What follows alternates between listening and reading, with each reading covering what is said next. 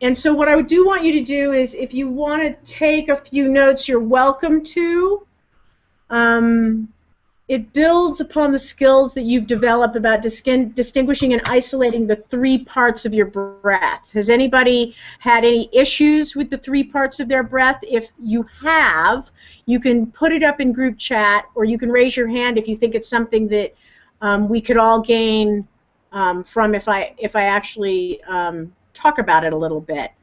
The three-part breath is the belly, the ribs, and then the upper chest, that upper thoracic breath. And when you, to a certain degree, when you do Ujjayi and maintain the steadiness of Ujjayi breath, you're tapping into that three-part breath. So does anybody have any questions about three-part breath?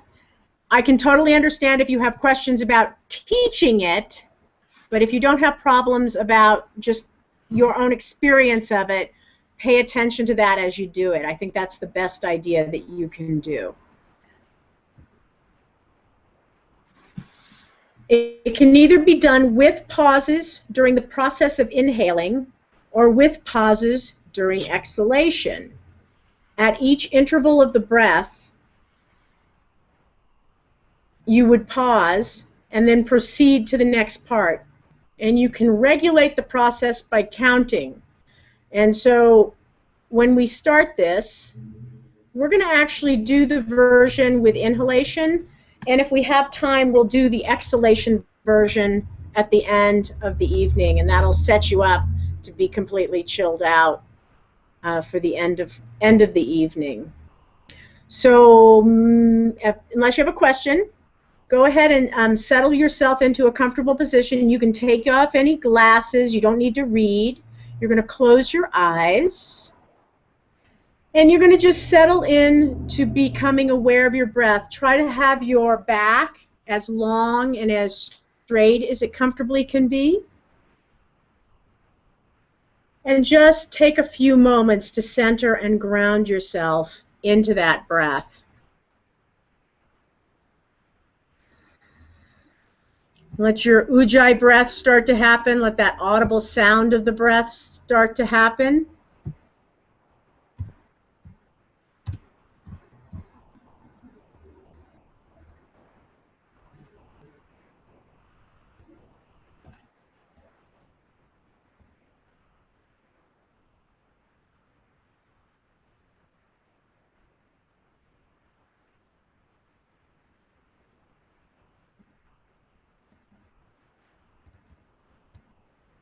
Stay with that a few more moments.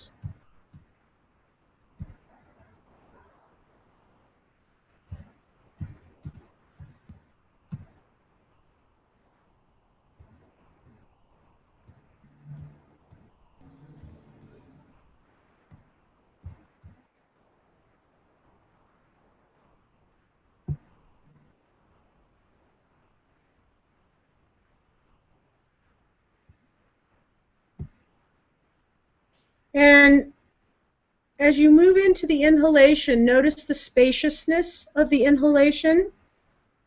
And what you may want to do is focus that breath right into the belly of the body for a count of 4. Let that inhalation come in for 4 counts. And then if you're comfortable, pause for a count of 2 at the inhalation there, at that top of the inhalation. And then breathe into the mid-chest for a count of 4 and pause for a count of 2. Breathe into the top of the chest for a count of 4 and pause for a count of 2. And then you're going to release the breath in one long, smooth, quiet exhalation. The point is to notice the quiet pauses, both between the breaths and at the end of the long exhalation.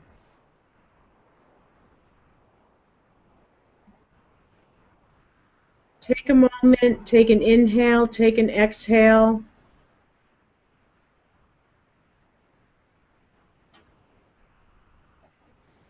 And then breathe into the belly for a count of 4. Pause for 2 counts. Breathe into the mid-chest for a count of 4. Pause for 2 counts. Breathe into the top of the chest for a count of 4. Pause for a count of 2. And then release your breath in a long, quiet exhalation. And start again. Breathe into the belly for a count of 4. Pause for a count of 2. Breathe into the mid-chest for a count of 4. Pause for a count of 2. Inhale into the top of the chest for a count of 4. Pause for 2. And then release the breath smoothly, long. Take your time. And bring your focus back to the belly. Inhale for 4, into the belly. Pause for 2.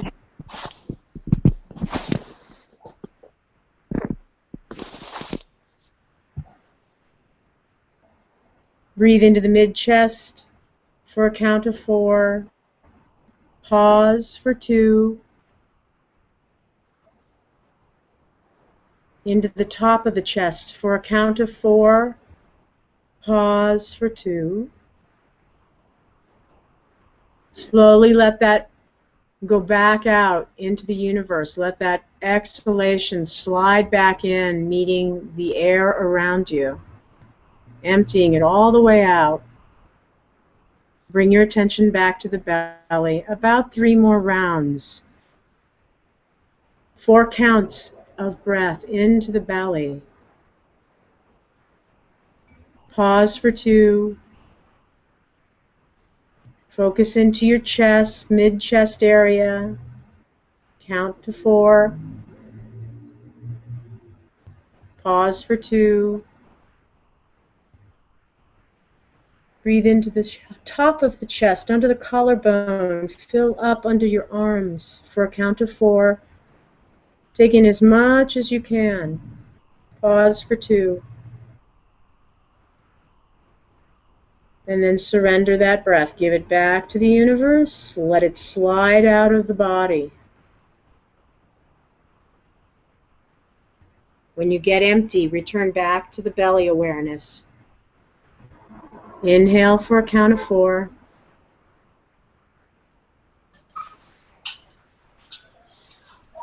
Pause for 2. Focus to your mid-chest. Breathe into the mid-chest for a count of 4.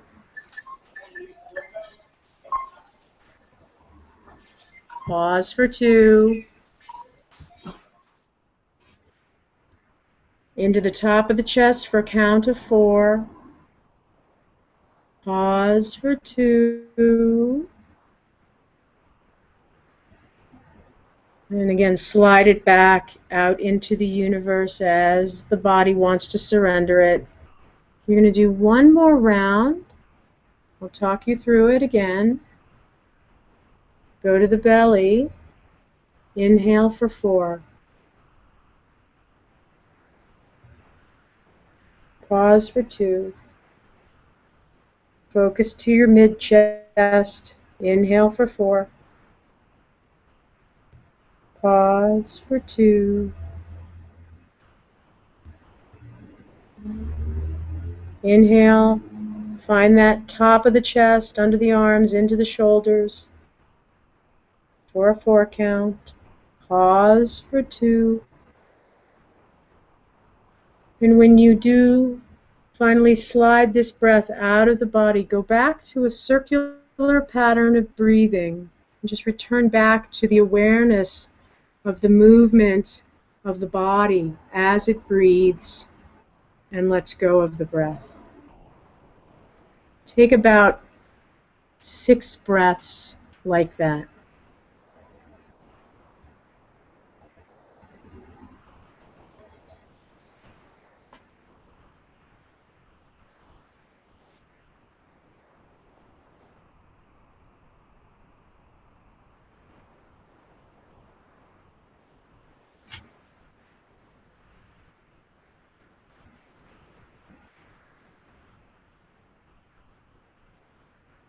Let your ujjayi return back to you. Notice if there's any part of yourself, any part of the mind, any part of the body that responds positively. And then also notice if there's any part of you that found it difficult.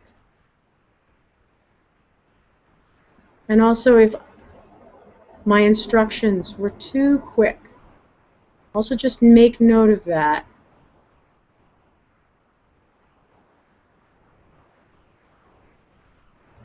Keep yourself in your own mind's eye.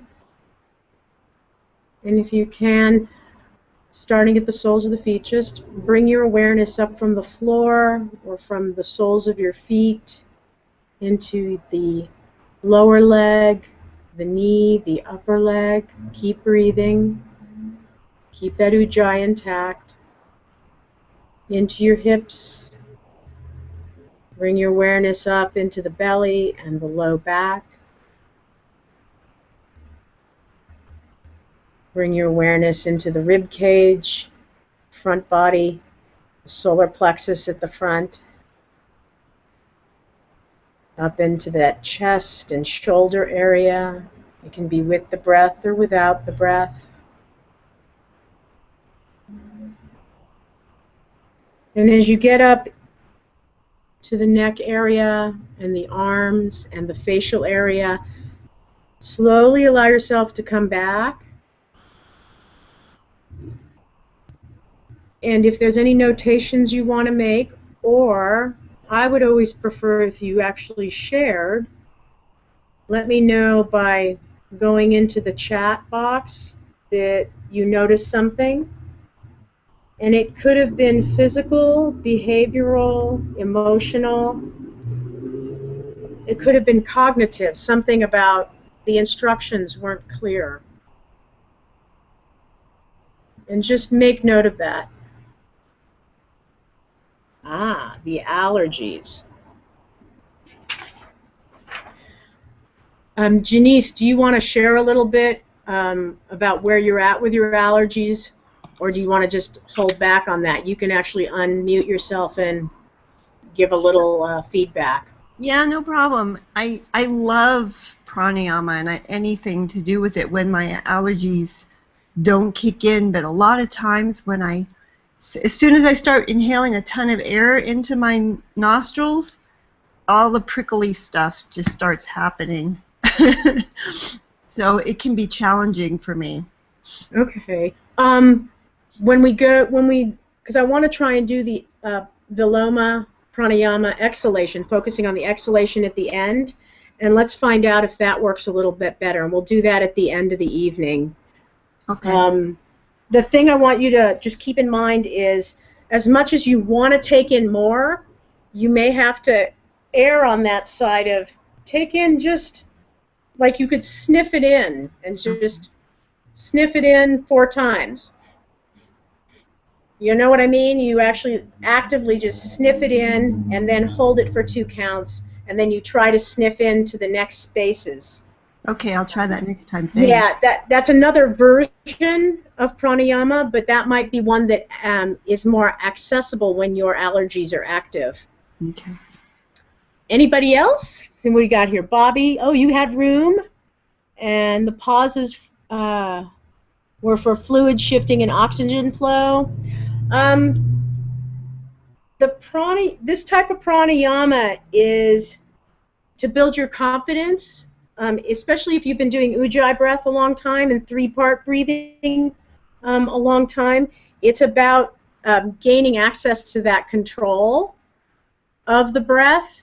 So if it sort of tests you and you start to notice these things, again, take note of it, Anton, because that might be something that you're moving through. And it's not a permanent thing about for fluid shifting and oxygen flow. There's definitely muscular energy at work because you are expanding out into the side ribs and into the rib box, rib cage. That's all I have to say about that. Did anybody have any emotional systems come up? Any awareness of either having had a long day and you're under pressure, or edginess, ready to explode? Oh, good. Ah, calm and peaceful. Excellent. Ideally, this should be a bit of an energizing activity for the brain, because you're actually trying to keep that oxygen flowing through the bloodstream as you retain that breath. So, Annalisa, I know you're there. Do you want to share anything before we move into all of the information that we're going to cover tonight? Hello, can you hear me? Yes. Oh, hello. Good evening, everybody. No, beautiful, beautiful guiding. Thank you so much, Lisa Ann.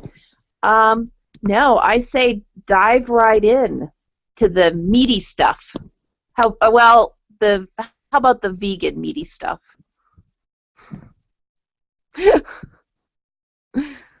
We can do that.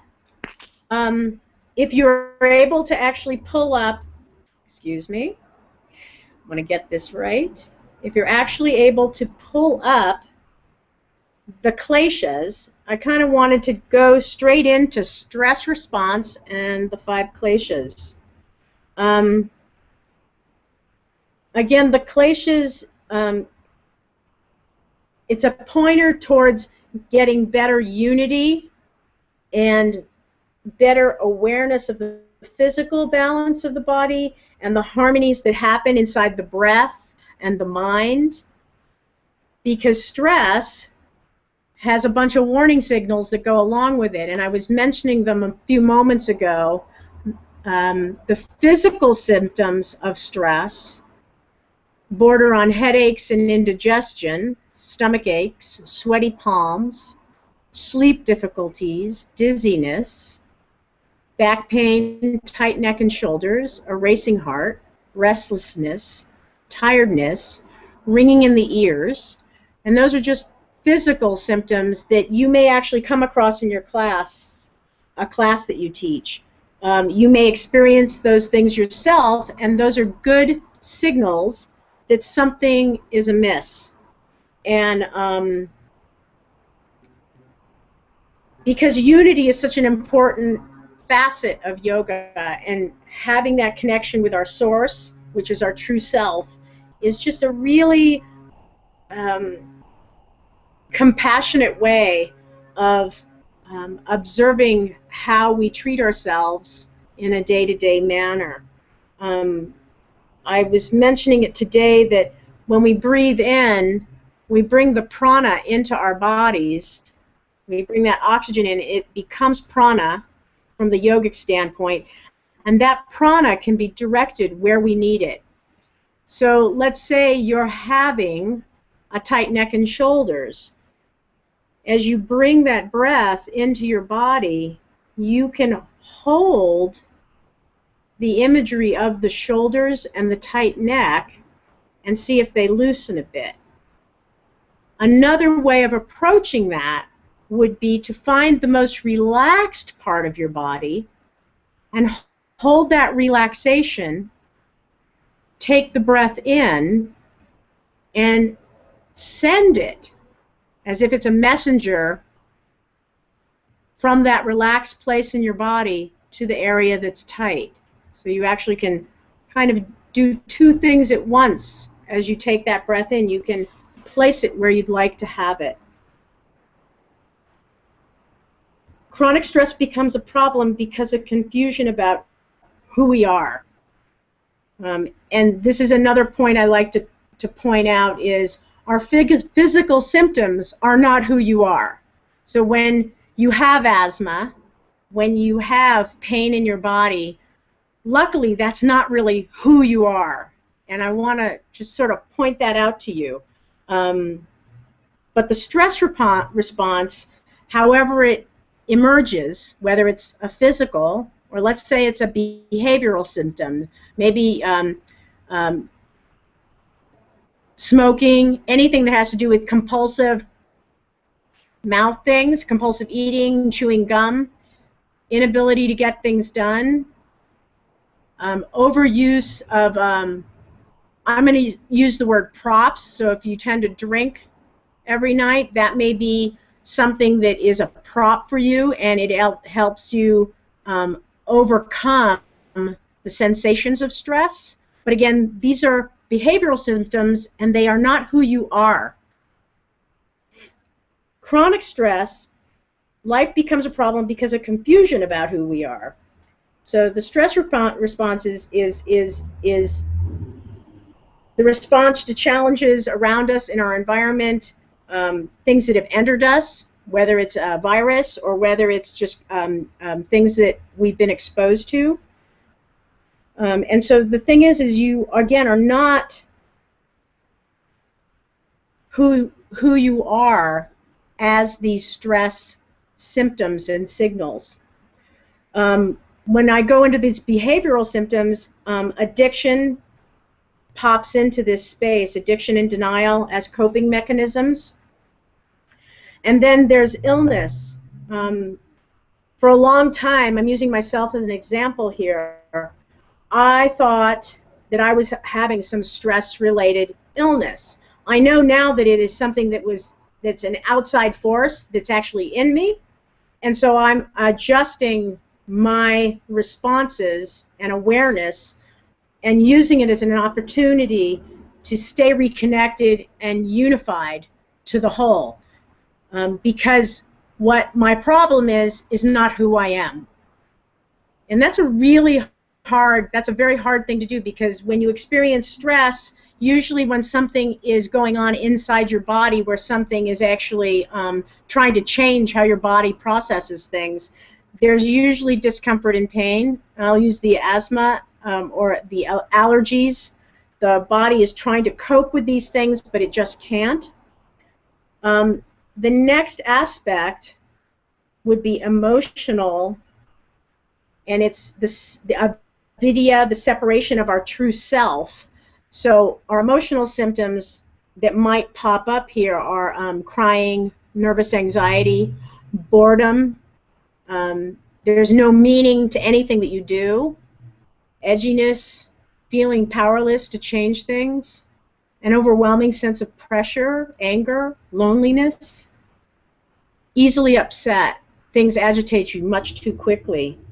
And again, this actually is from that emotional plane, and that quality of separation from ourself, it's not who we are. We are always connected and unified to the greater being that is in us and outside of us. And then there's another phase, which is asmita, identification with the personality as the self.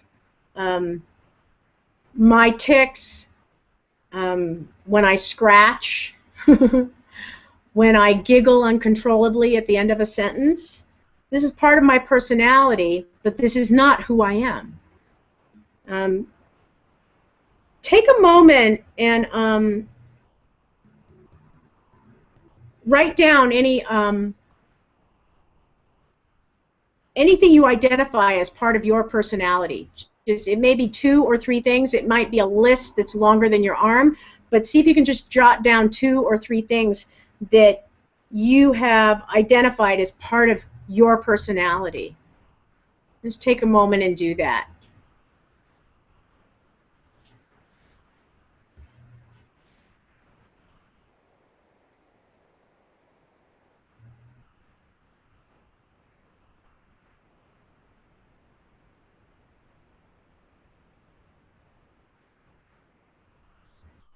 Did everybody get something? You can just write down that you got a couple of things down.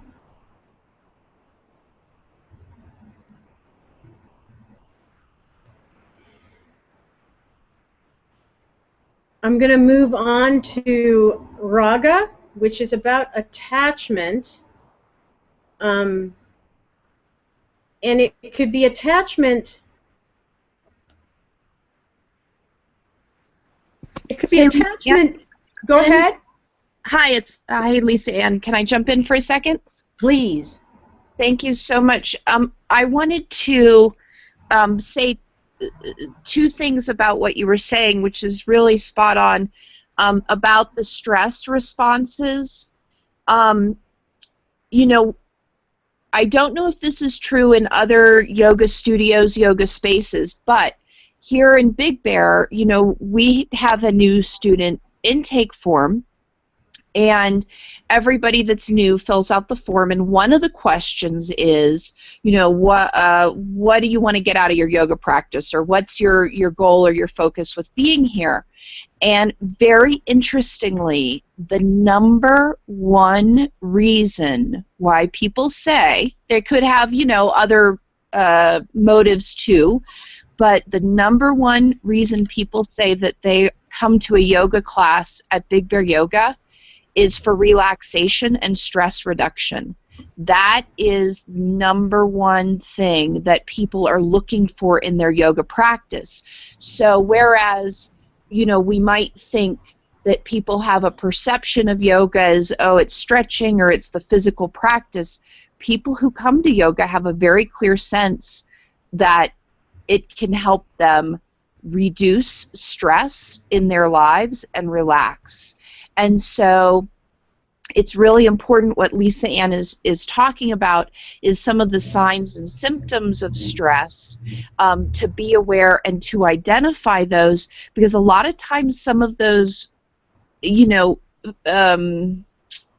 seep into other, like, we think that there might, I mean, there can be many causes for like addiction or things like that, but to be aware that many of these things are linked to stress, and as a teacher, recognizing that and making sure that you are aware and that you are incorporating in your classes, even if it's an active class, stress reduction techniques, tips, highlighting, or even pointing out when someone shares with you, you know, about a health issue, about you know, emotional block or something like that, that it could be possibly linked to stress, and what are they doing to help reduce the stress in their life. So I just wanted to insert that in, how important it is from a teacher perspective, also a business perspective. If people are coming to you for stress reduction and, you know, your focus is on something else, that's okay, but that's not really fulfilling what they're asking for. It reminds me of a very quick anecdote I'm going to share about how I went to a therapist who was doing a particular type of therapy, very specific, and I went to her the first session and, you know, sat down, and she said, well, what do you want to get out of this, so on and so forth, and I said, this is what I want. I'm seeking out this particular type of therapy for this reason, and this is what I want. And she basically said she wasn't willing to do that.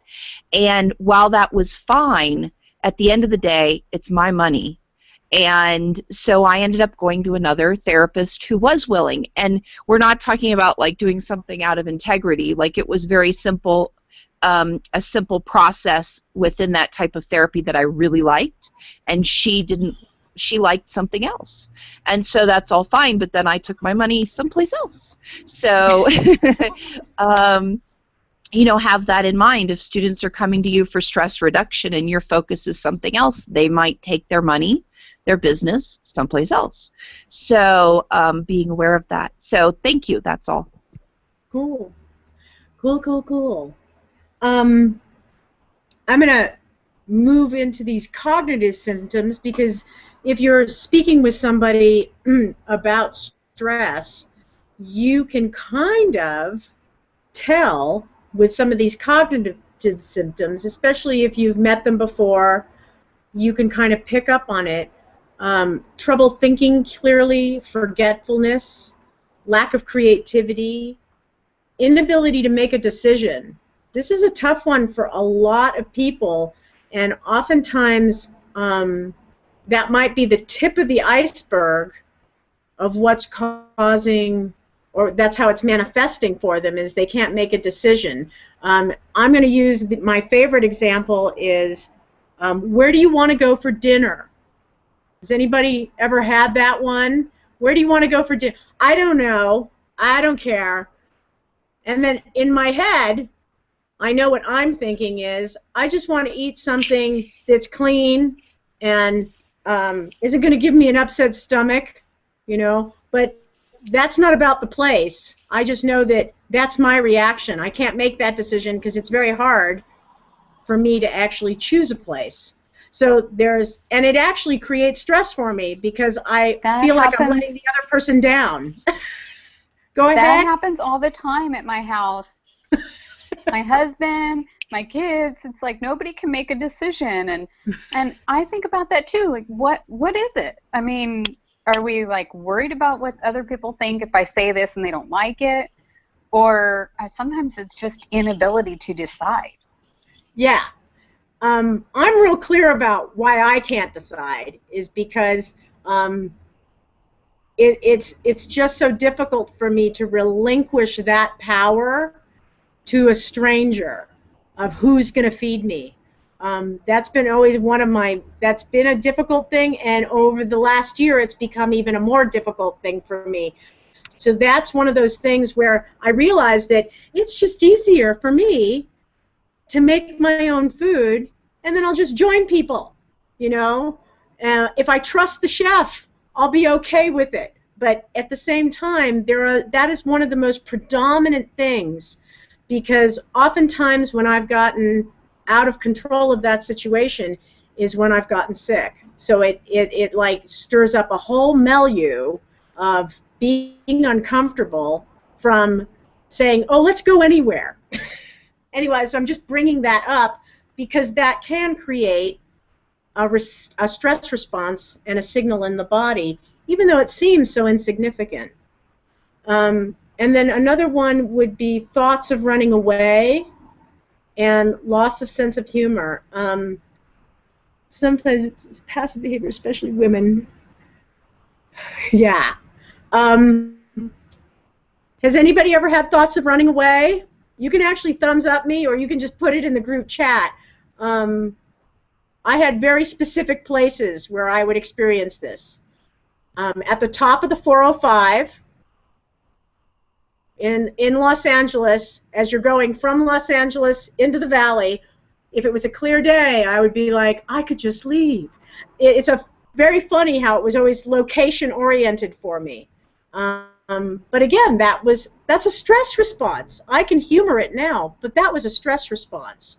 I want to run away. And when your husband watches Family Guy, even when the dog is talking. Just a quick note. It was probably 2 years ago that I said it when I was folding laundry and he was watching Family Guy, and it just had gotten to me. And I just said, don't you? Sometimes I just want to run into the hills screaming. And my daughter posted it on Facebook, you know. and here I am in the hills. I ended. There you go. You created the place and the space so that you don't even have to think about it when he's watching Family Guy now. Well, we don't even have cable TV, so there you go. There you go. I want to, there was this, in one of the kleshas, raga, there's, again, a raga could be attachment to things that are attractive, but it also could be attachment to anger and fighting. Many people, they think they're having a discussion with you, but really all they're doing is they're arguing with you about something. They don't really want to accept your point of view and then just go, I agree to disagree with you. They want to actually argue about it. And so raga is attachment to that emotional reaction. That is another emotional reaction of just like you go to, it's a go-to for you when you're stressed out. You'd rather argue with somebody than make nice, because it lets you blow that steam off, even though you're going to create more of that steam because you're not addressing what you're really attached to and what's really necessary. Go ahead, Margaret. You got something? I know somebody who has this right now, and I know it's quite someone difficult. too. It's quite difficult to have a relationship with this person, and then I'm reading this and I'm going, oh my goodness, fears and desires like in the middle, because all of a sudden it's like all these fears and oh I'm gonna like check on your phone and your Facebook and your all that, and I'm just like, what's going on? Like what happened? But now I'm seeing it's kind of a connection there. Yeah, that person is probably very stressed, and if they Yes. can't see it themselves, you're not the person necessarily to point it out to them unless they actually ask you No. in a state of clarity, what are you noticing about me that has shifted or changed, especially if it's actually slowly escalated over time. That is a form of stress. And people will tell you, well, I do that. That's what I do. I like to know what people are up to. And it's like, no, it's not. That's not who you are. That's not really who you are on the inside. On the inside, you may compassionately want to make sure that person's okay and on the up and up, but it can't be for selfish reasons. And usually raga is a pretty selfish reason. And it's not an easy one to give up because attachment, when we look at beauty, we are attached to that beauty that we look at. And it's an interesting dynamic, Can we actually let go of that beauty? Can we let go of that smell? Can we let go of the fact that if I go to a restaurant, that restaurant might not make me feel so good? I mean, that is an attachment, and raga is part of that.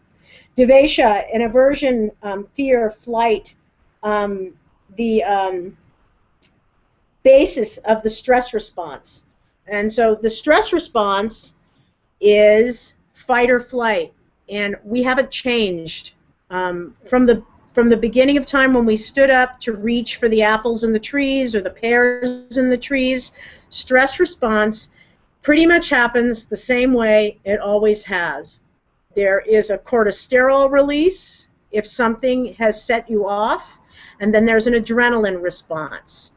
And what happens, especially in our way of life, and Janice, I'm going to bring this up, is you ran to the mountains because you had to get away from the dynamic that was creating the Family Guy syndrome.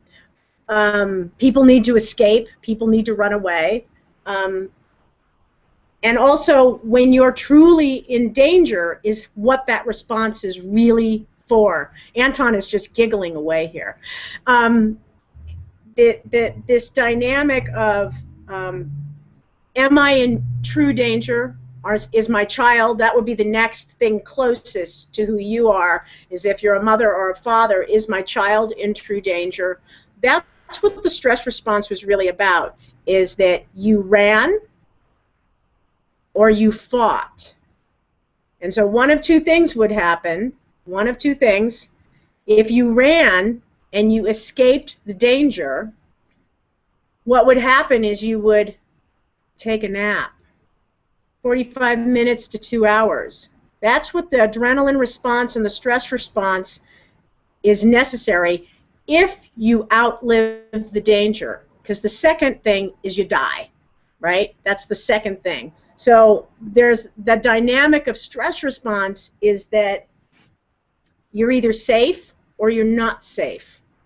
And unfortunately, stress response is brought into our physical workplaces because of the way time is oriented in work. And so that stress response becomes this inherent thing. And this is why yoga is good for stress response. I'm going to just reiterate that because I haven't said that yet since we've been going, is that yoga allows you to slow down these responses so that you can take a moment when somebody says, I needed this yesterday, and go, well, that ain't going to happen, right? You can be dry about it with yourself. You may not say it out loud, but let me see what I can do about it to help you, but not overreact to that. That is not a death-defying problem. It may create a problem because you could lose your job if you don't take care of this, but that is the dynamic of how stress and how the stress response and the things that cause fight or flight in our the physiology of our bodies happens. It just happens. So let me go one more step. We're almost around this wheel. Is fear of death and loss, lack of global and cosmic vision. Now this is an interesting one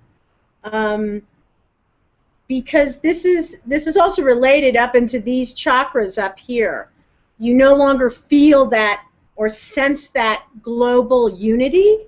You think it's you against the world is one way that I would put it. Annalisa, if you're there, do you have a way of actually putting lack of global or cosmic vision, or does anybody have something to share that would actually relate to this, a sensory experience you've had, or the spiritual symptoms is that you feel empty, or loss of meaning, or you feel doubtful all the time and unforgiving, martyrdom. There's a white light in the spiritual symptoms of this, and it's looking for magic, right? This would be something that you would think of it as a white light, but it's actually deceptive when we start to look for magic. And then there's loss of direction and cynicism and apathy, and then one of the last things is needing to prove self. And I'm going to connect this to, just for a few moments, the idea of ahimsa, which is also part of the word's escaping me, which is part of the book that you have. It talks about ahimsa, and violence against self falls underneath this category. Needing to prove self is a spiritual symptom, and you will do it hell or high water. Whatever dangers exist, you will actually not regard them with any importance at all. So you're actually no longer discerning your relationship. I have one example of this, and it was just that I probably was just overworked, and I had to drive from the Hollywood side to the Valley side one day. Most of my experiences are having to drive great distances, and usually in traffic. And I drove over one of the canyons, and the traffic was so bad. I stopped my car. I got out of the car, and I was just like, I can do this, I can do this. And I went to a tree, and I attempted to do a handstand, and I fell over, and I racked my shoulder. And it was racked for quite a while. It took a good 8 months for me to get range of motion and get comfortable with the idea of even considering doing handstand again, because I was just so stressed out being stuck in these traffic jams and not being able to change anything. And so I was proving to myself that I could calm down, and the handstand was the proof that I could do it. And that was a spiritual symptom. I find that humorous personally, but it was a sad moment when I did that handstand and hurt myself. And so spiritual symptoms will lead us to not regard the physical temple that our body is as something we need to protect and as something that we need to be compassionate with and not be violent against. We're going to move this one step further, and we're going to go back to the natural response to challenges in the environment. And the last thing I want to share is relational symptoms. I'm one of those people that will isolate myself, but that's one of the only ones in relational symptoms that I carry around for myself. So take a moment and note if you have a spiritual symptom or a relational symptom. I'm going to list relational symptoms: isolation, intolerance, resentment, loneliness, lashing out, hiding, clamming up, lowered sex drive, nagging, distrust, lack of intimacy, using people, fewer contacts with friends. And that is a relational symptom of stress. And you relate to my shoulder story. Jot down if you have a spiritual symptom: emptiness, loss of meaning, doubt, unforgiving, martyrdom. Looking for magic. You're looking for Tinkerbell to fix things. Loss of direction, cynicism, apathy, needing to prove self. You can go deeper into this thing that I sent out to you. I think it's a highly useful diagram, and give it a try to print it. From this one, I'm going to just delve a little tiny bit more into violence against self, just because oftentimes this is what you're going to come across most in an asana class, because when people come to yoga, they're expecting to move their bodies. And so are you relating to yourself in a manner that results in your life being more emotionally or physically violent than it needs to be? And you may have actually kind of gotten a bit of a bead on that just in yourself, but when you see it in others, it'll push a button for you, because my button that it pushes is that I want to go over and go, "What are you doing to yourself?" But that doesn't help that person. There's this urge inside of us of that, stop doing this, don't do this to yourself. And people do it with language. They will do it with language of, "Oh, that's the way I am." They will resort to, I was born this way, I was raised this way. That is a form of violence against self, because just because you were raised a certain way doesn't mean you have to continue on that path. And that's not an easy thing to point out to somebody, but there are ways around it.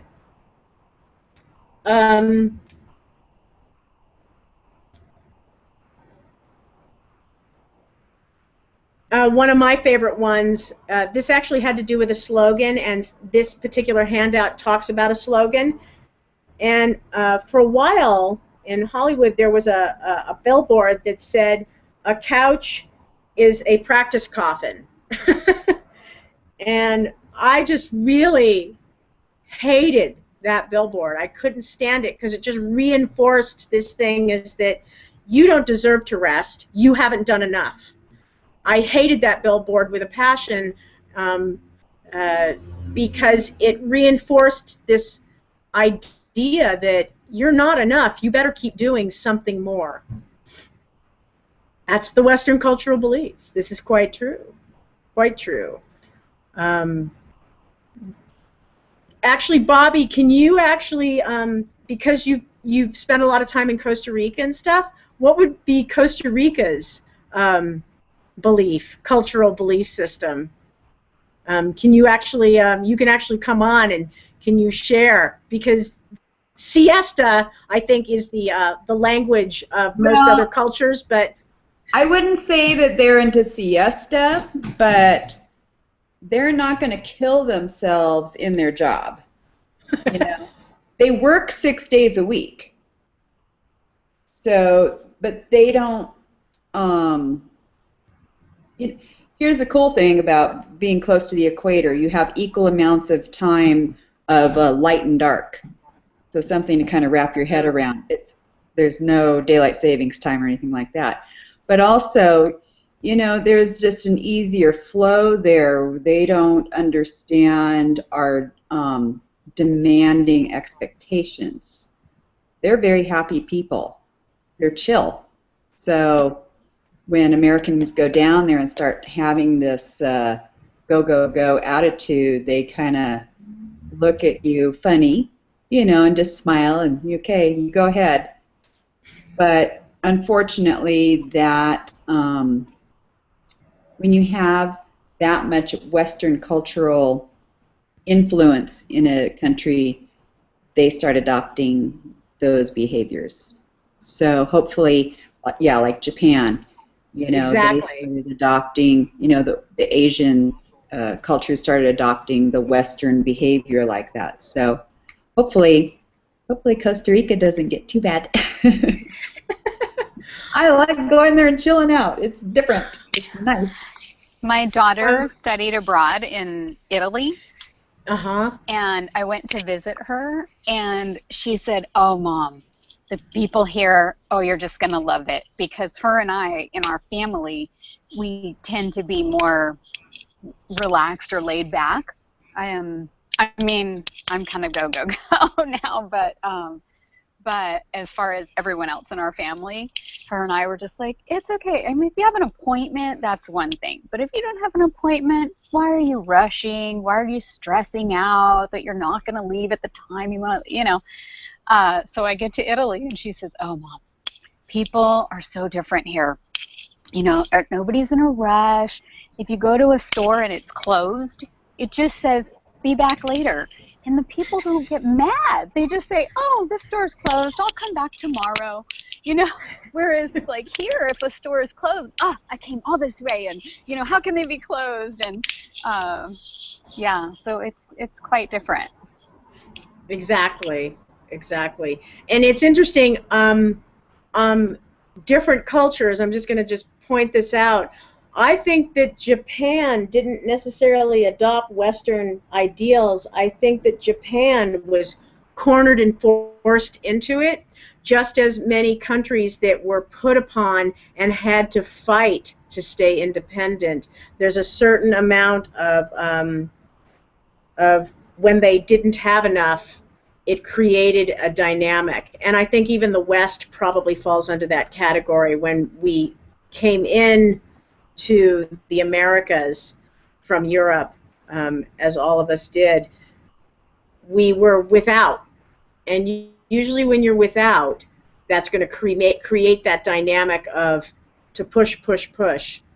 But what's happened in our society as it stands now is people don't know when they have enough. They aren't able to acknowledge that they have sufficient things to keep them well fed, housed, and warm when it's cold, and cool when it's too hot.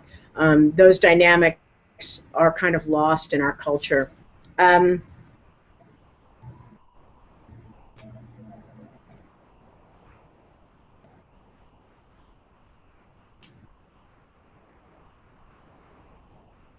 You may not identify some of your daily thoughts and decisions as moments of violence to self, but most likely they are. If someone was hitting you in your stomach, squeezing your neck, or not letting you breathe, you'd quickly call behavior violent. Yet, when these same painful sensory experiences arise in our own thoughts or actions, you fail to recognize your behavior as violent. I'm going to shift this of if somebody was hitting you in the stomach. Oftentimes, people that overeat are hitting themselves in the stomach because they don't feel satiated, they don't feel full, so that they continue to inflict the need for the food or the need to acknowledge that they're alive and can take food in, but it becomes a bad sensory experience when they get that stomach ache. That's like having somebody hit you in the stomach. And not letting yourself breathe falls under that same category. Not letting yourself breathe, it is a form of violent behavior. So again, yoga pulls us back to the compassionate behavior that we lack in day-to-day interactions, and we slowly start to build that trust that we know how to take ourselves to a place that is non-harming and not violent against self. Let me take this a little bit further. it's uncomfortable to talk about violence against self. No one wants to hear it. People don't even realize they're being covert about it, especially in yoga practice.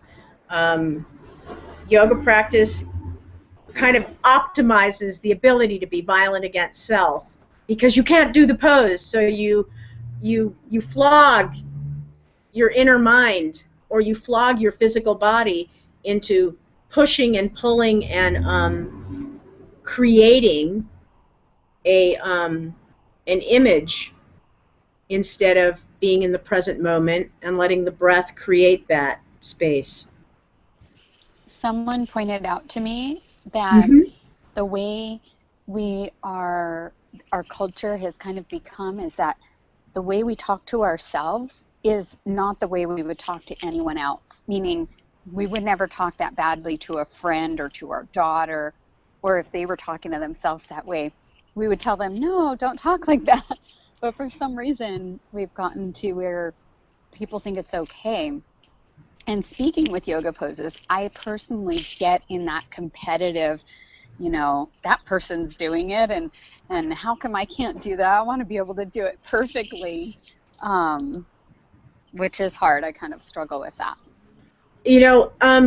One of my favorite methods for dealing with not being able to get into a pose is I'll get as close as I can to that pose, but then what I like to do is, and I have inserted this in, I guess I've inserted it into cognitive dreaming, but I'll let myself imagine myself in the pose, and it either comes to me in a dream, or it's just that I let myself become satiated in, I am in this pose. This pose, I'm doing it now.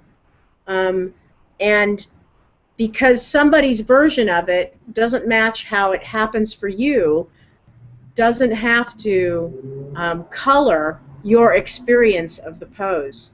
You can keep yourself in a compassionate place, practicing in a compassionate, loving, sensitive way, and continue to feed that by just imagining yourself in the final version of what you think that pose looks like, or how you think somebody attempts to do it.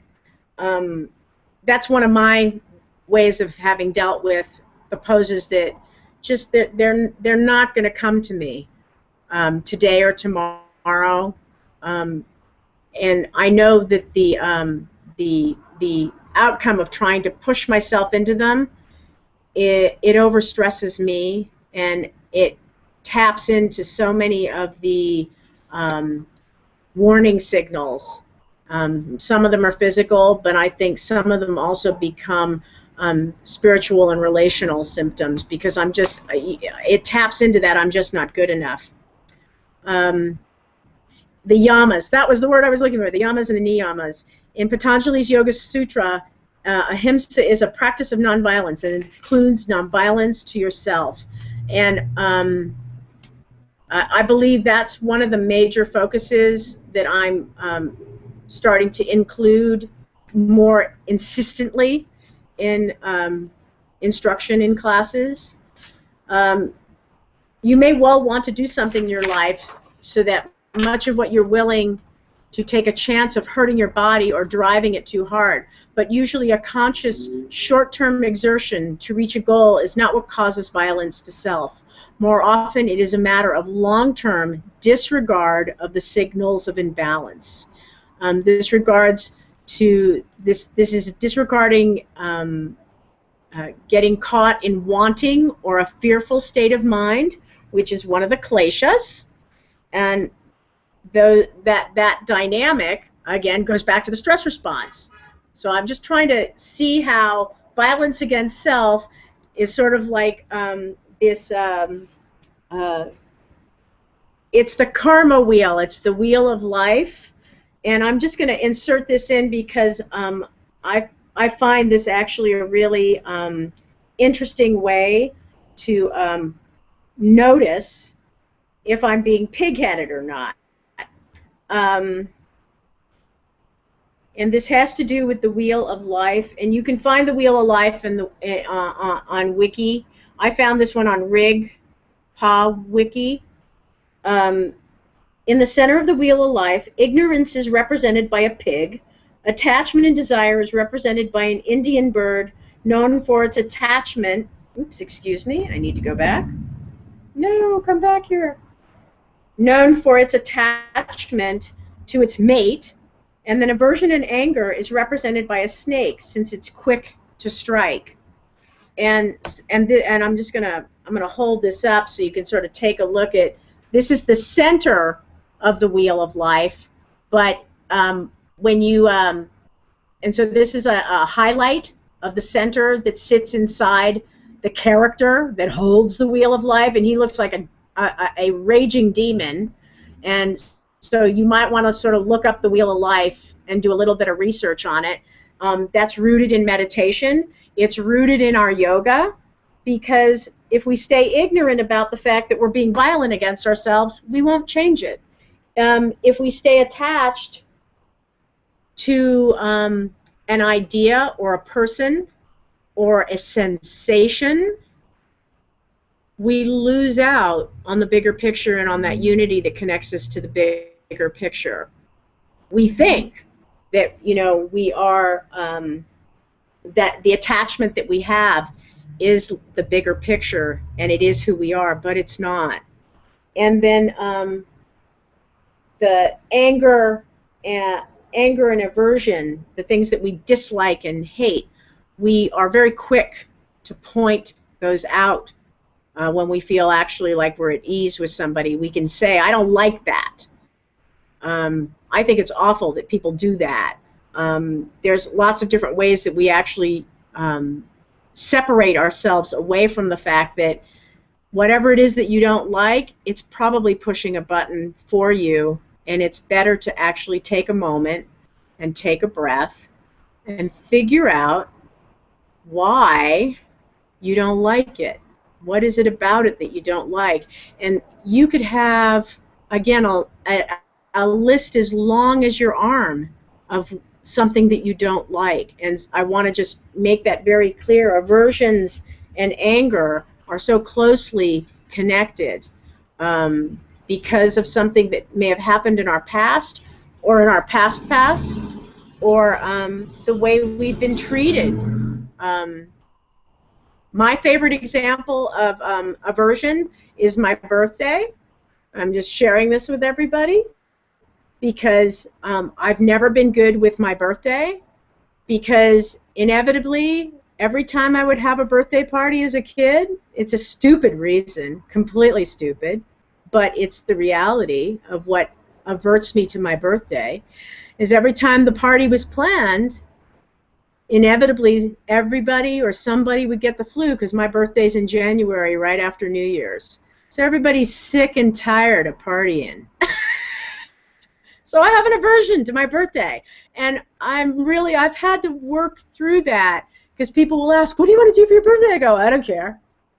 Again, there is that violence against self. It's not even that I want to acknowledge that I was born.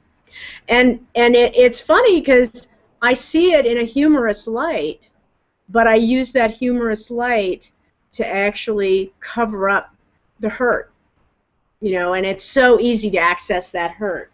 And so whenever you're looking at something that you're attracted to or something that you have an aversion to, there's usually some sort of emotional pain, I'm going to say, that goes along with it.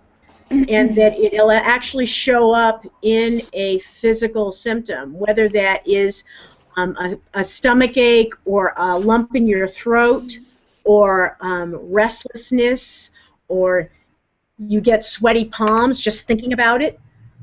Yes, Margaret? I would like to interject because it is so weird that you brought up your birthday.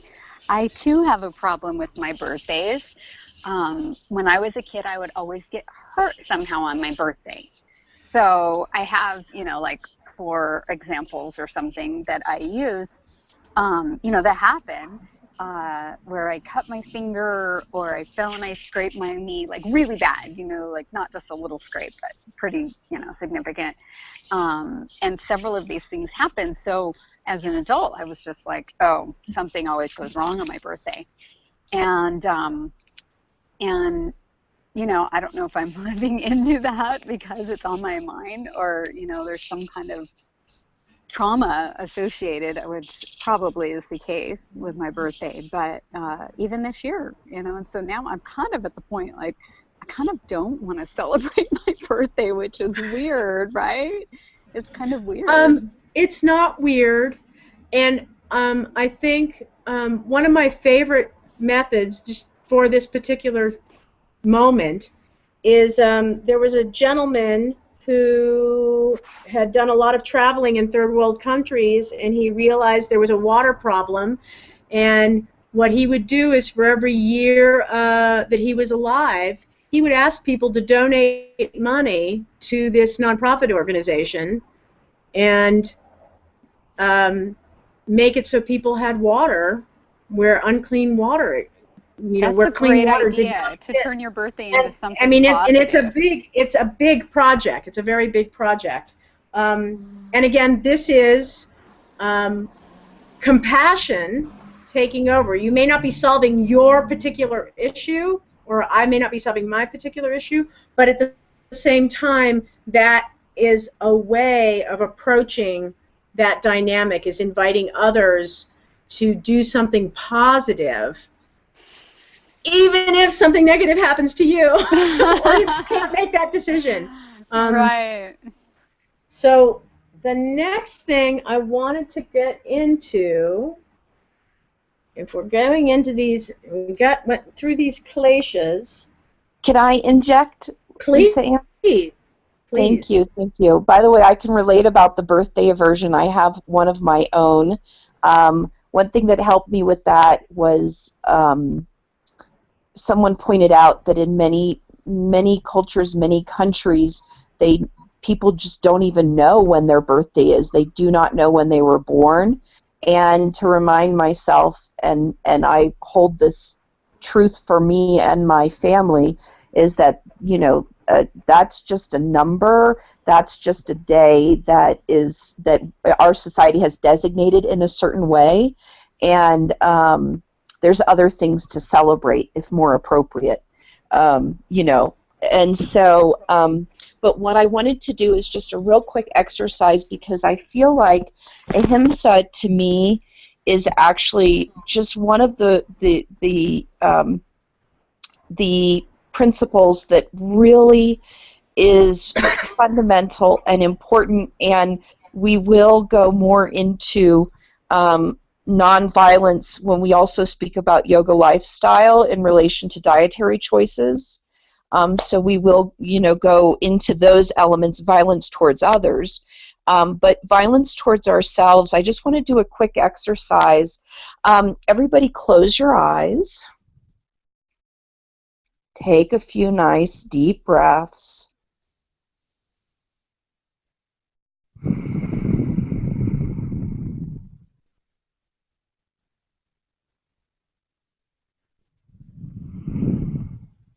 And without editing yourself or holding back, I want you to let your mind go to the part of your body that you're not happy with.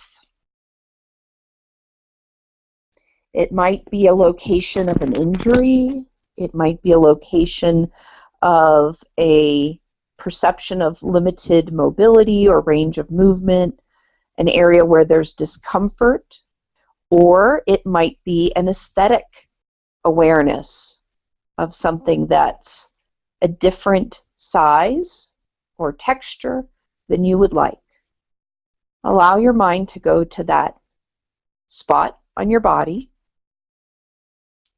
Take a few breaths. Allow any emotions that might come up to surface.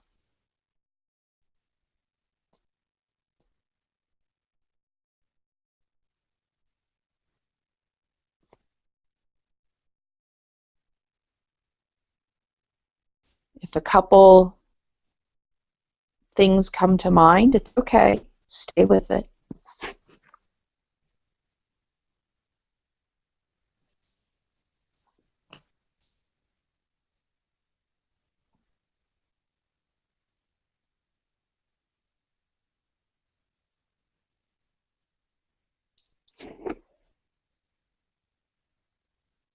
Now take your hands and place your hands on that area. And place your hands with gentle, loving intention.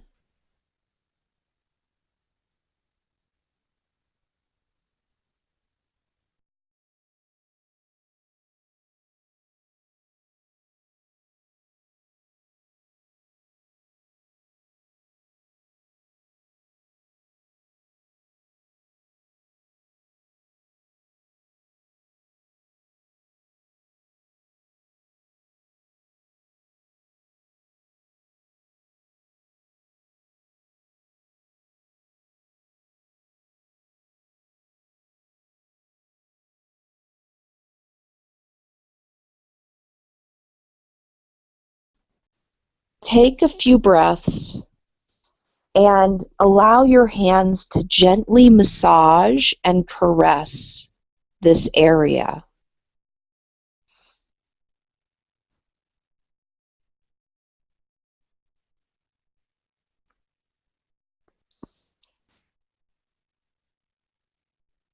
Take a few moments to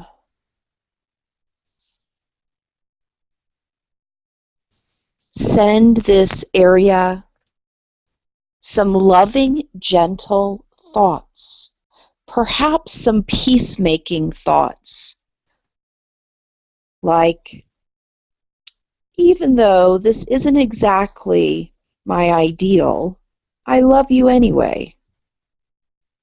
Or even if I would like this to change, I'm really happy that you're in my body.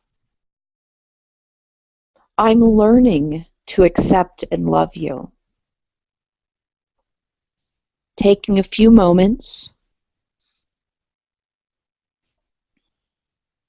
gently massaging or caressing the area. And if it's accessible to you to even go to very positive thoughts, to loving, non-violent thoughts, go there. For some of us, that might not be accessible. It's okay.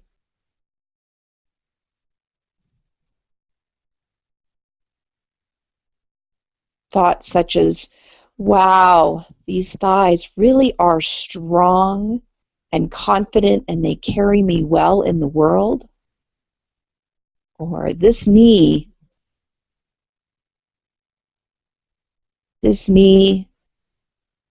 is flexible.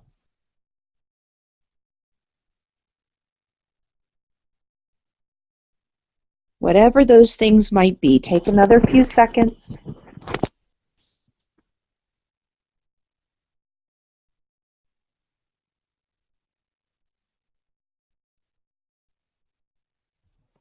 And then bring your hands to your heart. Take a nice inhale. Full exhale. And go ahead and shake the hands. Shake it out. And then take out your pen and paper and write down any thoughts, anything that came up for you.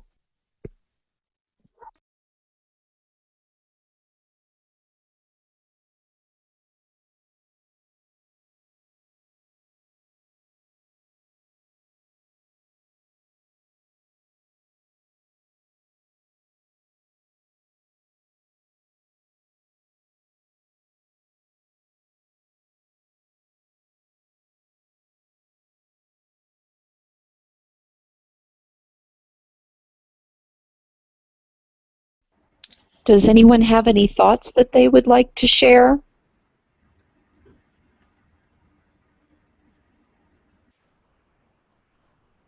I have impatient hips.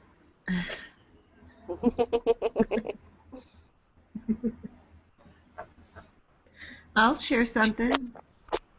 Please.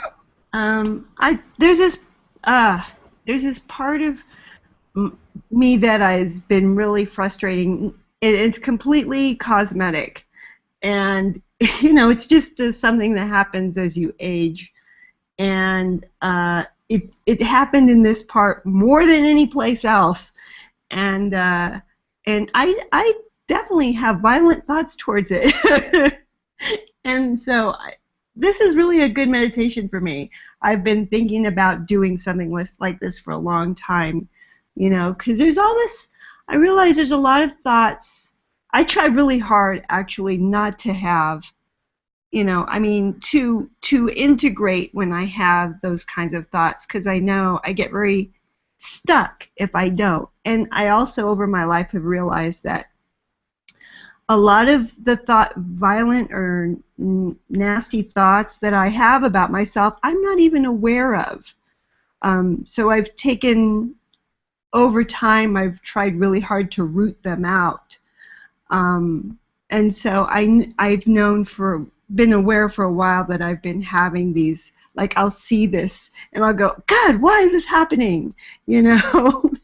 And be really in conflict and frustrated about it, and not address the fact that that's exactly what I'm doing, is I'm having this very negative, violent kind of thought towards myself.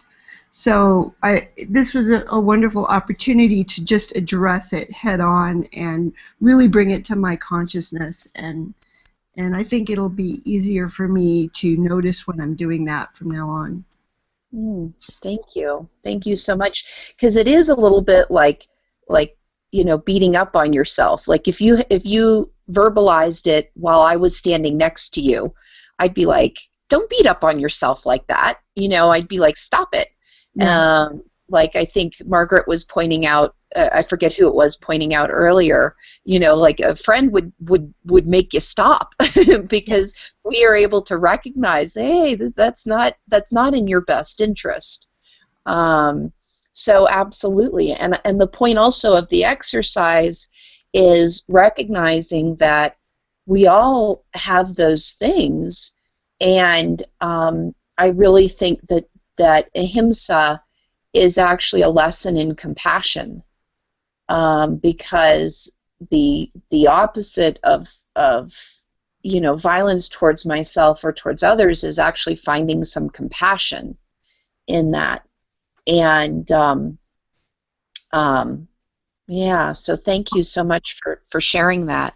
Well, one other thing I just wanted to share really quickly is I really have come to realize that people that are violent towards others are usually way more violent towards themselves. Yes, yes. Mm-hmm. Mm-hmm. And if you can get a handle on whatever it is that you're violent with yourself, you're going to be a lot nicer to everybody. Yeah, yeah. And I also think some of this is really connected to trauma and childhood and history things. And like Lisa Ann was saying earlier, whereas that is part of your history and that's part of what makes you the dynamic being that you are today, you can take a point and go, okay, I can let go of that now, or I can move on, even if it's not for from the point of view of I really healed that, but just I'm not gonna torment myself like that anymore. And there comes a lot of forgiveness with ahimsa, forgiveness of ourselves and forgiveness of others. It's all connected, because once you realize, as you were just saying, that someone who's violent towards someone else is usually a lot more violent to themselves, and people only do what they've learned and what they've seen. You don't all of a sudden go, I can fly unless you've seen a human being fly. You don't think of doing really violent acts towards other people unless you've seen those things, or you've had that's in your awareness. And so recognizing that a lot of these are tied to traumas, to childhood things, to society's perception to commercials on TV to movie stars to, you know, all these sorts of things. And at some point we are, you know, we can say, but this isn't my responsibility. This isn't my baggage. This isn't my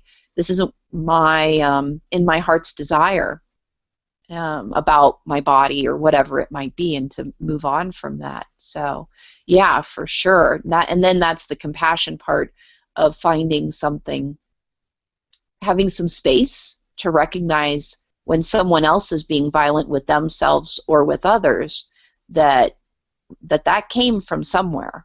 That came from somewhere. So yeah, for sure. So I'll pass it back to Lisa Ann. Thank you.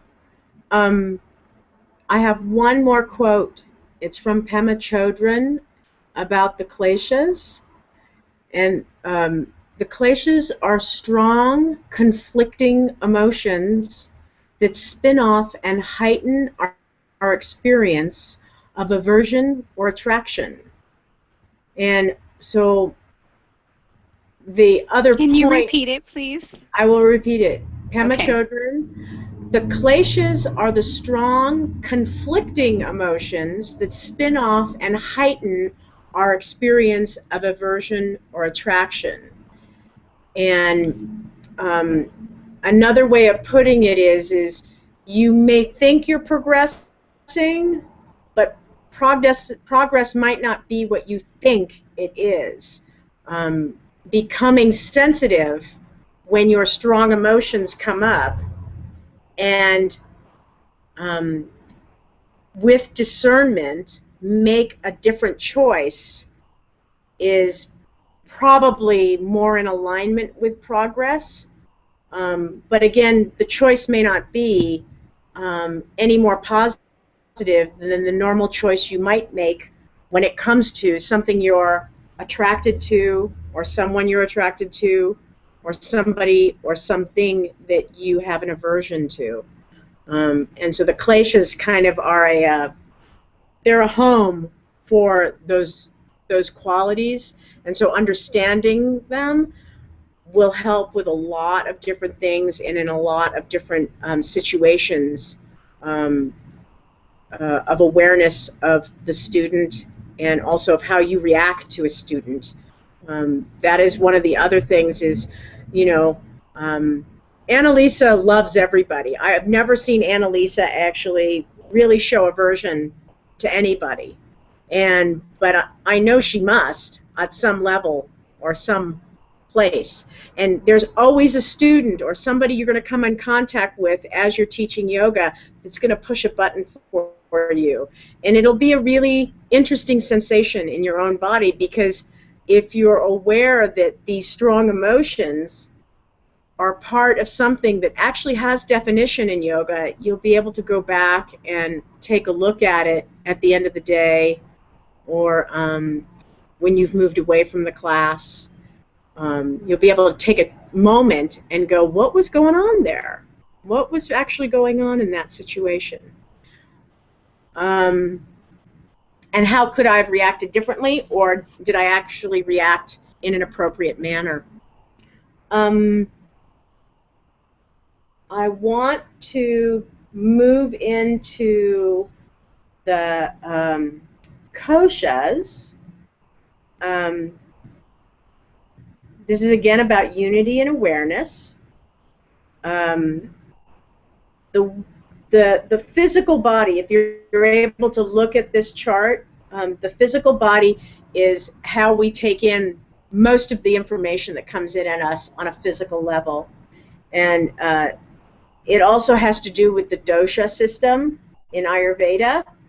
And I'm just going to point out that the physical body is the physical systems, and then the Ayurvedic doshas, which are Vata, Kapha, and Pitta. And these relate to the energies that surround us and that move us. Vata is the air, and it is a mover. It will move you on a lot of different levels. Pitta is the fire, and everywhere in our body there is a little fire that brews, right? We have a Pitta in our minds, we have Pitta in our bellies, we have Pitta in the muscles. The muscles actually are very much made up of Pitta energy. The blood has Pitta in it. It has energy in it and fire in it. The air is all around us. I'm just comparing these two things of the physical body.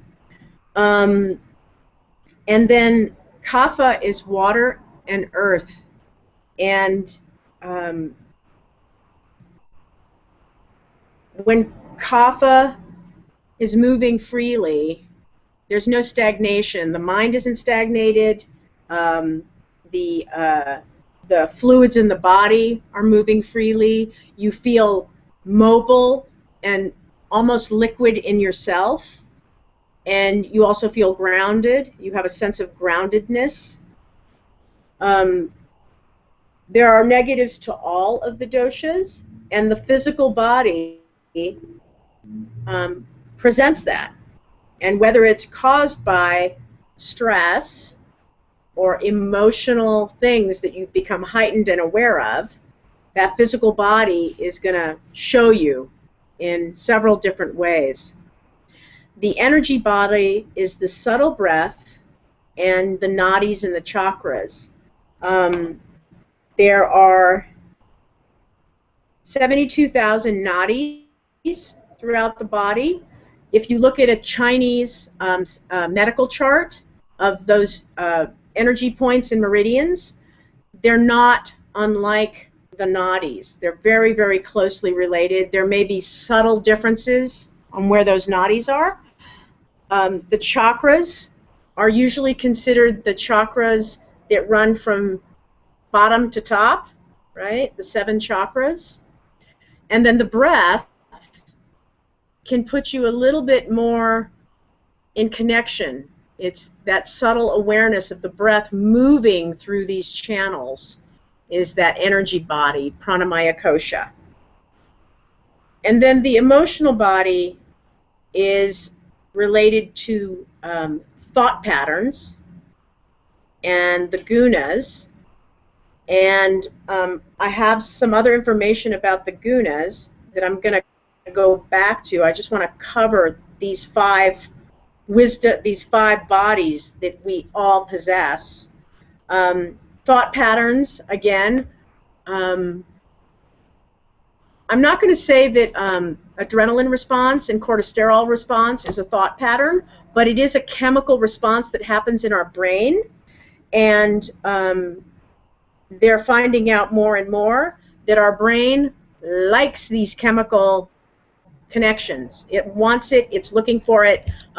If you're having a bad day and you have a usual way that you actually handle that bad day, whether it's doing something or eating something or drinking something, I'm just using those 3 examples to calm yourself down, that is a thought pattern, but it is a thought pattern that has been necessitated of how you best deal with that stressful day. It has been created for you, and it's a shortcut that the brain does for you. It's not necessarily something to overcome, but be aware that you do it. It's automatic response, and thought patterns are automatic responses to situations.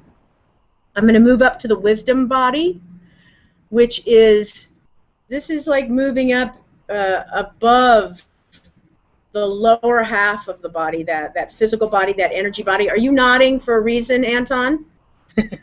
Just checking. The wisdom body is witness and intuition, and it's unveiling beliefs. So I'm going to go back to the emotional body just for a second. Thought patterns. When you start to take a moment and look at how you're naturally handling that bad day, you're unveiling a belief. You're taking a look more introspectively at a belief that has become automatic for you. I hope that makes sense. You can always chat me if you have a question about that. Because once you go from that wisdom body, you go into the bliss body, which is the natural mind at peace and knowing and truth and rapture. And again, we are attracted to things that help remind us what rapture feels like, what it feels like to feel good. The yoga physical practice, if it's done in a nonviolent way, takes you to that space, right? It allows you to remember and to experience at the same time what it's like to feel good and at peace and have a calm mind and trust. You know, it puts you in that space, and that bliss body is a magical place. And so we must always, not always, but it's a good idea to include in your day, even if it's been a bad day, do something that puts you in touch with your internal sweetness and lightheartedness and rapture. Something, it's either, it could be a thought that makes you giggle, because when we laugh, we tap in to that response system that is so tangible, but as soon as we're done doing it, we forget about it. And that's often why we do dwell on the emotional body, the thought patterns, and I'm going to touch on these gunas now, because these are some of the things that actually get in the way. I handed out those sheets that were drawings. Janice, you didn't see those. And I don't have those in front of me. If anybody has one of those guna sheets in front of them, please pull it out and hold it up to the screen. If anybody's got that, hold it up and hold it up to the screen, one of them. And just one moment here. I'm going to get to these gunas. There we go. Zebring. That one. So, give me 1 second. It's coming. It's say coming. You sent them? Yes, those are them. You emailed them? Yes. Well, I did. Did I email those? I haven't emailed those out. I may have done it at one point or another. Okay. They're basically, the gunas are represented in these socks, and the tight sock is the, if I'm correct, it is the Rajasic sock. I don't have it in front of me, so correct me if I'm wrong. That tight sock that you put on and it cuts off the circulation in your ankle is that, Bobby, is that Tamasic or Rajasic? Tamasic?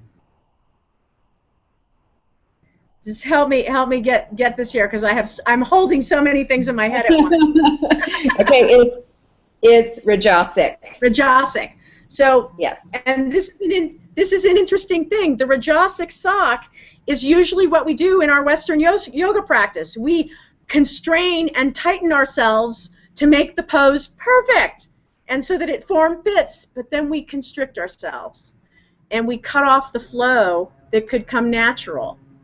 Now, the Tamasic sock is the sock that's so loose that when you put your shoes on and you walk about 15 steps, the sock slides down and it goes into the shoe, right? That's the Tamasic sock, right? It doesn't stay on your foot. It falls off your foot. And so that's the yoga practice that you're not giving much attention to, and you're not letting. This is my Tamasic hand. This is my hand putting a little bit, it's somewhere into Rajasic and Sattva. Sattva is that flow of energy, and if I start to extend my hand a little bit more, that becomes Rajasic. I'm actually extending so much energy out my hands, my fingers will start to hyperextend. You can start to see all of these bones. That's the Rajasic. And the Tamasic is, that's it. Right? It's like that. So sattva, the sattvic sock doesn't cut off your circulation. It doesn't cut off your circulation, and it allows you to walk in your shoes and not feel like your socks are going to fall down, so that you always have to keep fixing it. And the sattvic sock allows the heat of your foot to circulate. It allows the shoe to fit over it, right? Can you spell that, please? As women, Anton, I don't know if you've ever done this, but as women, we've all put on shoes that are too tight. That's the Rajasic shoe. And then that Tamasic shoe would be the shoe that you can't even stay in. I would think thongs are kind of like the Tamasic shoe that are too loose. Can you spell the last one? The last one's sattva. Sattvic. Sattvic. It's the sock that fits just right, or it's the toothbrush. I don't know if you have. There's also drawings of toothbrushes, and the sattvic toothbrush is so soft you probably could just massage your gums with it, and it might feel kind of good. And the Rajasic toothbrush is so hard and stiff it would make your gums bleed. And the sattvic toothbrush is just right. It's kind of like Goldilocks and the Three Bears. The porridge is just right, and it goes down easy. It cleans your teeth. It doesn't hurt your gums, the soft tissue, but it energizes the mouth. Let's just put it that way. And so the gunas are like that.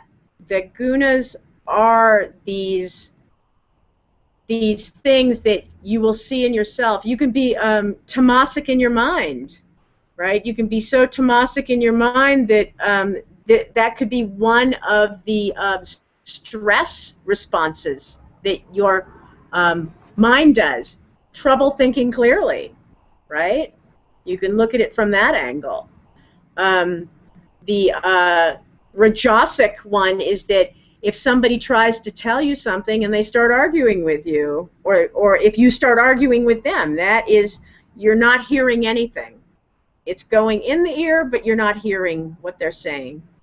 Annalisa, when she talked about active listening is sattvic listening, right? It's hearing and listening at the same time, right? And acknowledging, even if you don't repeat it back to somebody, but it's acknowledging in your own mind that you're hearing what they're saying, and you're not going to be reactive to it and put up a wall. No, I can't do it that way. It won't work that way. And again, we have friends that tap us like that. And a good friend is somebody that taps you like that, but they don't shove it down your throat. They let you process it, right? So even our interactions with people can be Rajasic, Tamasic, or Sattvic. The food we eat, and this goes into the doshas, the food we eat can either be Tamasic, Rajasic, or Sattvic. In the yogic traditions, it's a vegetarian type meal, and it's usually, cooked vegetables with a simple protein like lentils and rice, and nothing is undercooked. The rice has not got graininess to it. The lentils are soft and easy to chew.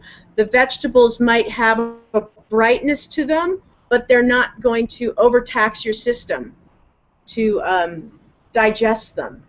And that's a point of view from the yogic and from the Ayurvedic standpoint of how we eat, is making sure that we're getting things that have a clean oiliness to them and a not too hot kick of spice to them. If you really like hot, spicy foods, that's going to be a little bit on the tamasic side. That's going to push you up. If you have a preference towards red meat, that's a bit of a tamasic food.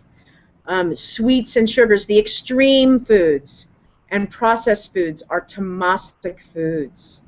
And the rajasic foods are going to be things that are, I'm going to put them in the category of raw and uncooked, but there are some rajasic foods that need to be cooked to release their essence and their ojas from them. If you look at a nutritional chart, if you go and check out a nutritional chart, certain vegetables, that's why they massage kale, is because you're heating it up a little bit and breaking up the structure of the mineral content.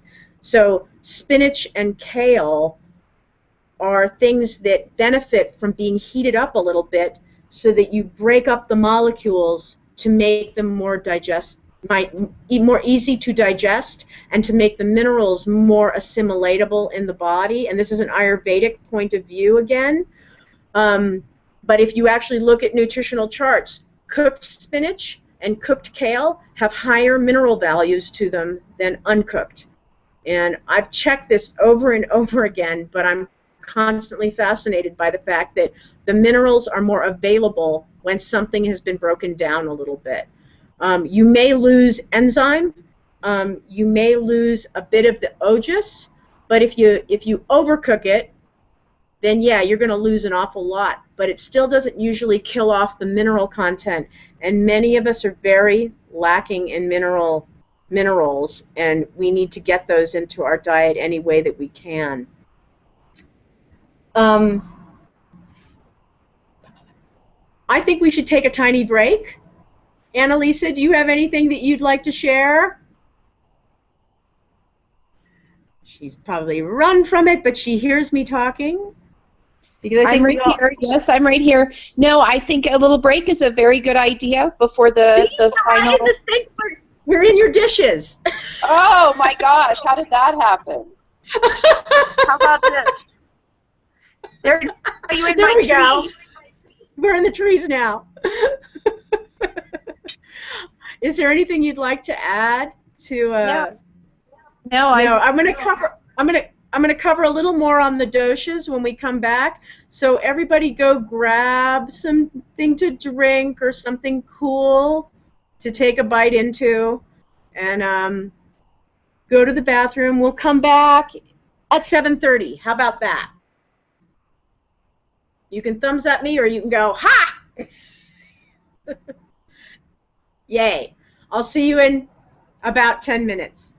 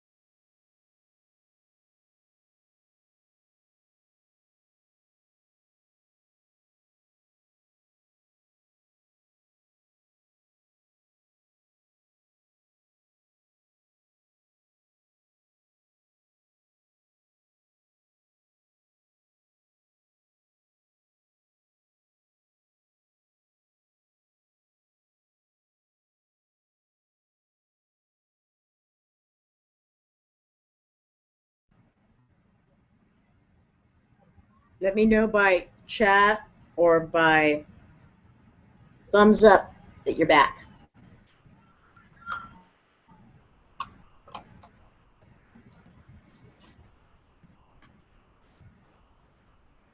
You're here.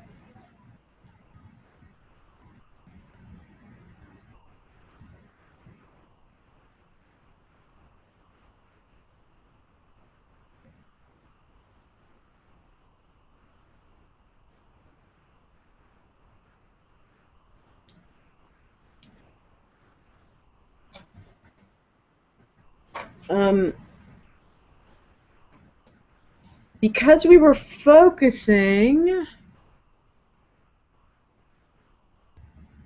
on gunas, I'm going to see if I can link this around to what happens when we do adjustments on people, because we can use the touch of our hand as a way of communicating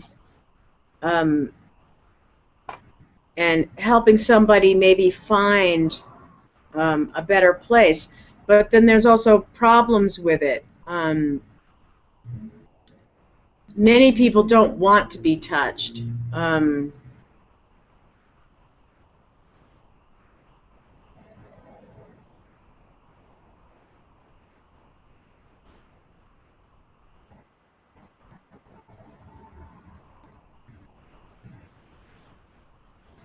If a teacher is really educated in the pose that they're teaching, they can actually come over and pull and yank and shout, do it more this way, and you could get somebody into a pose that they may not have gotten into without your jabbing and pushing. And it's actually a Rajasic way that many teachers taught early on. That reminds me, I want to send you the video of Patabi Joyce standing on people to get them into poses. I'm just writing that down. Standing. Because that is a method that was used for a long time. And the Jivamukti people actually, through one of their teachers' trainings and a section of it, they do show how to actually use your body against somebody else's body to help create a much more Rajasic type of pose. But again, when you look at what they're doing it in a very sattvic way. And I will bring that, I'll bring that book in so that I can share it with you this weekend. So there is a way of getting somebody into a pose, but as an example, the trouble with touch is if somebody's never had that done to them, you can actually physically exhaust somebody, and you can also make them feel very unstable and unnerved.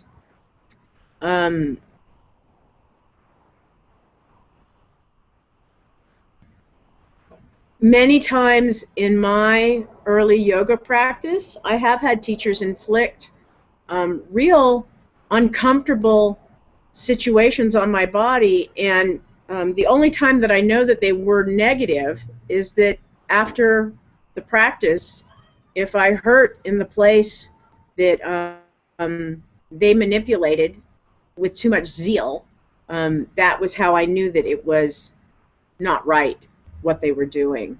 And they were not giving the spaciousness to the student and the spaciousness to the student's breath, or insisting that the student give a little bit more attention to the breath.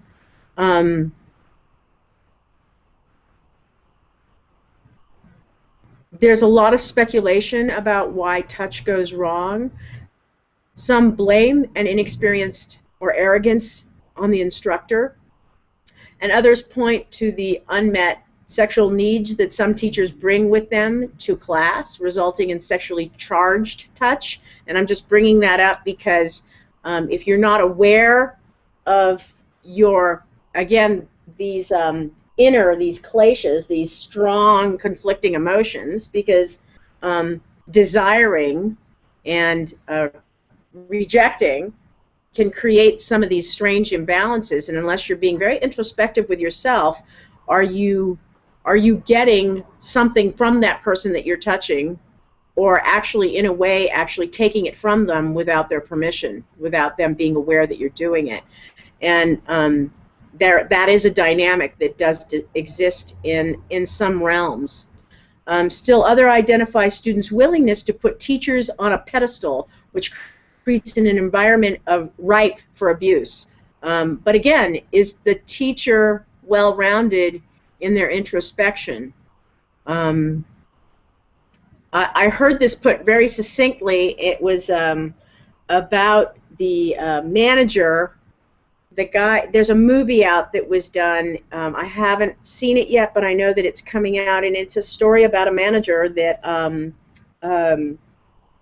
he was the manager for Alice Cooper and helped create Alice Cooper's persona, and he stayed in the background, and he never put himself on a pedestal, but he was this person that was a huge catalyst, but he never put himself on a pedestal. He never ever tried to take the claim for it, though everybody around him knew that he was the one that was the catalyst. But again, he had that gumption and that awareness of himself that he didn't need to actually have any reaction to that. He actually tried to stay in the background. And that's that thing. There's that fine line between knowing what you're doing, being good at what you're doing, and then also what happens when you actually do hurt somebody without having the intention to. It can pull you down very quickly, and you can feel quite awful about it. And so that's why there's this double-edged sword about touch.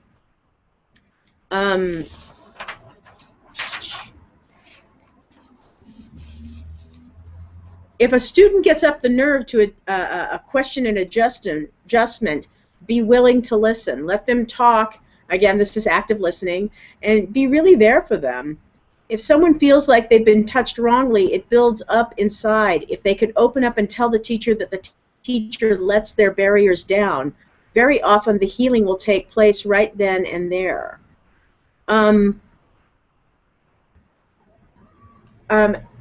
I want you to just take a moment and think of a moment in time, because it doesn't have to have anything to do with teaching. Think of a moment in time when you actually were able to acknowledge that you overstepped, or you took on something that was a little bit too much for you, or that you did it incorrectly, or you didn't do it with compassion. That it would be more of a personal experience, because it's very hard to bring compassion into the workplace. But if it is something in work where you were able to come clean and nobody actually took you to task for it, just take a moment and just write that down, because that is an important thing to use as comparison.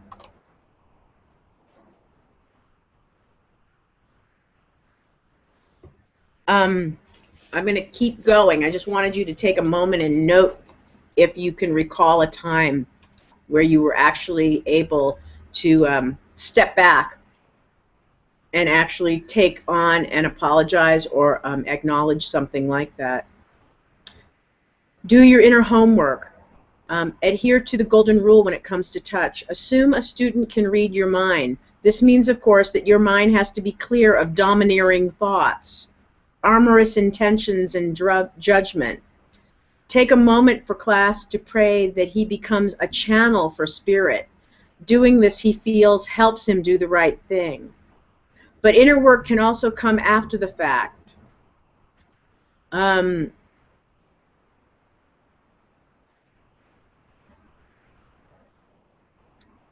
There was a teacher who was actually accused of sexual impropriety, and he quit teaching for 2 years, went into psychotherapy, and slowly went back into teaching.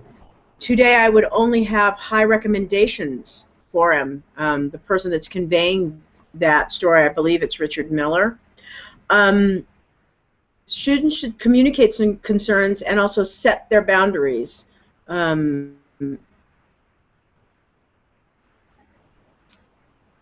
There are very famous teachers that do very, very erratic things that seem violent, and some people respond really well to that. Mr. Iyengar, he slapped a student's legs by way of an adjustment, and the woman slapped him right back. The surprising thing was he laughed. He clearly enjoyed the direct exchange of energy. And so it was I've actually also heard stories of people verbally, when the teacher started to overstep their boundaries. I've heard of a student actually telling the teacher in class to fuck off. Excuse my language. F off. It wasn't taken personally. That person needed to express that, and the teacher needed to hear it. Honing in on the downside of touch may lead to some questions why teaching yoga requires touching at all. After all, some teachers get by with very little touching, relying instead on verbal cues and examples. But if touch has the ability to harm, it is indeed the profound power to heal as well. I want to just remind you, the 72,000 nadis and the chakra system, that system in the Asian mapping of the body is the same mapping system that a martial artist is taught to cause harm. Those nadis and those channels that someone can stroke, put an acupuncture needle into, can create wellness, or if you hit it with the right kind of dimension of pressure and angle, you can create harm. The spot is still the same, but that place can be either blocked or healed by how that touch is applied. And this goes into the non-harming, and you practice ahimsa. When you run energy from the heart to the center of your palms, and I've always been told that this is how you correctly express your touch, is you move it from the channel of the heart out through your arms.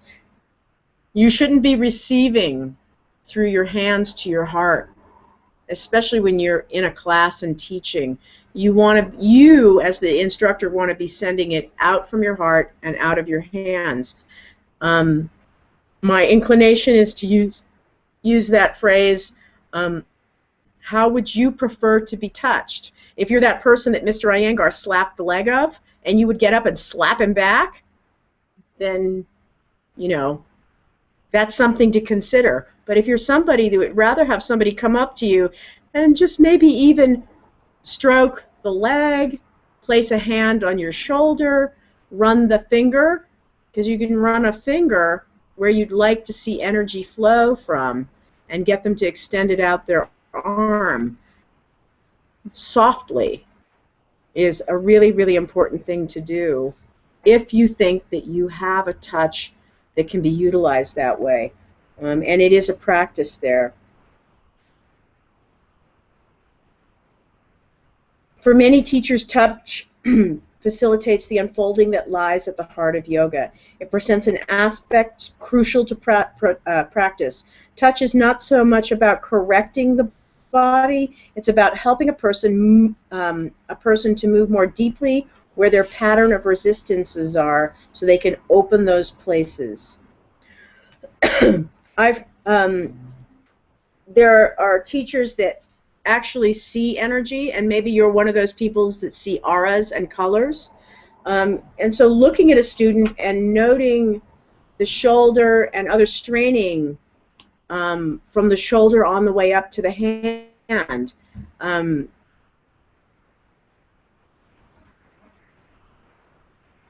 can actually be a real good way of learning how to place your hands.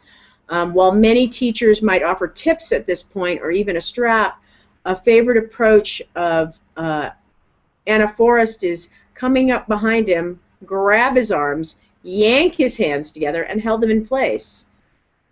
His shoulders and upper arms racked with pain. With a dynamic delivery worthy of an Italian opera, she finally let go, laughing in disdain at his weakness he felt as he crumpled to the ground. And so what it is that this is that funny thing about the concept of the guru and the path of yoga. There are gurus that will cut your finger off. There will gurus that will actually inflict the injury that you may need to have because they see it that way. That's what the guru is seeing. That's what the teacher is seeing. Again, you have to be very astute to be able to take that kind of ability into your own hands, into your own body, and actually share it with somebody, right? And many teachers have followings because they lay hands on in a very non-sexual but firm way. And it is either something that the student comes back for over and over again until they don't want it anymore, or is something that they integrate and they actually start to see how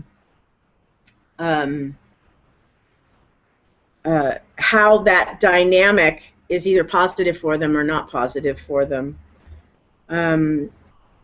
There's also chiropractors' anecdotes who treat yoga students. Physical injurious touch can be the most common, though not the only sort of inappropriate touch. Stories about overly eager teachers adjusting students in a way that leaves lasting damage. The woman who authored the book Yoga, Mind, Spirit, and Body, Donna Fahari, tells the story of a woman whose ribs were broken in a fast, aggressive adjustment by another teacher. This is the other thing, is if you don't know the physical makeup of somebody, they could actually be practicing yoga for the weight-bearing properties of it, but if they move too much or are manipulated too much, they can fracture a bone if they do not have that bone density. There are people that have, and they don't know it either. And so that is what you're up against when you decide to actually do something in a firm way with somebody.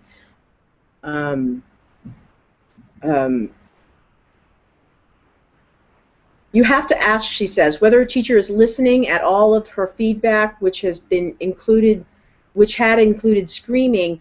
She adds that the problem of injurious touch often stems from the assumption that the teacher knows best, which results in working on students instead of with them, working on students instead of with the student.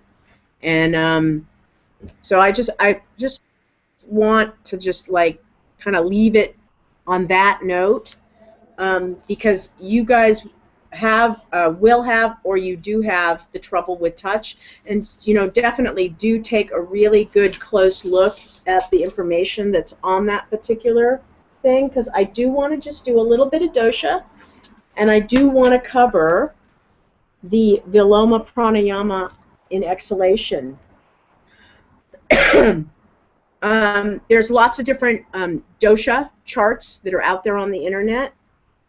Oftentimes in an Ayurvedic training class, you're actually asked to make up your own questionnaire that will help you arrive at how to determine somebody's dosha. And the doshas are, again, Vata, Pitta, and Kapha. And you determine your doshas by determining, they call it Prakriti, but my definition that I was taught of Prakriti is when you were born, those were the doshas that you were born with, but as we grow up, the doshas change and evolve. There is an inherent base level of what you were born with, but through circumstance, through diet, through injuries, through health concerns, the doshas shift and change and can become more predominant as we age. Kapha not only represents earth and water, but it represents when we are young. It represents that earth and water coming together to create the body that is. Pitta, that is the fire that ignites the body that is. And Vata is the mover of this body that's been ignited, right? It fans those fires. One of the ways that you would, I'm just going to give a short list of determining is you would determine somebody's frame, weight, complexion, their skin, their hair, their teeth, their eyes, their eyebrows, their nose, their lips, their shoulders. And that's the physical attributes of the doshas. But people's minds work in a doshic way also. So you would ask people questions that also revolve around how do you react to these kinds of situations? What's the first thing that comes to mind when you hear somebody scream? Are you afraid? Are you just attentive to the detail that somebody is in a space of discomfort? Or do you freeze? Do you actually freeze up? The other qualities of Kapha, Pitta, and Vata, the Kapha is, again, at the youth. The Pitta is in the middle of our lives. So the definition I would give is Pitta is from 0 to about 28. And then from about 28 to 46 is your Pitta part of your life. And then from 46 to whenever is the Vata part of your life. And this is that other interesting thing is you can have predominances. There's about 9 different versions of the combinations of the doshas. I'm sorry, I missed the age. Oh, the age, the last age? Yeah, or all the them. ages? Well, I think I mixed them up. Kapha, I say, is from like 0 to about 28. And then from like 29 to, I believe I said about 42, 46, somewhere in that ballpark, is the Pitta part of people's lives. And then the Vata is about 47 on up. Vata can become much more deranged as we get older.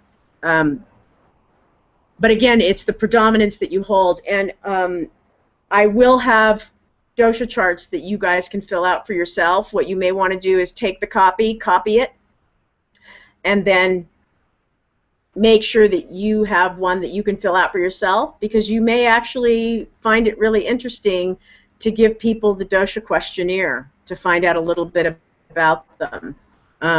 It's an added thing, but it's something you could do with individual people if you're working individually with people, because everybody's impression of themselves changes. It's never the same. You could do the dosha chart, and it'll always be a little tiny bit different every time you do it. It'll never always be the same. It'll be somewhere in the ballpark.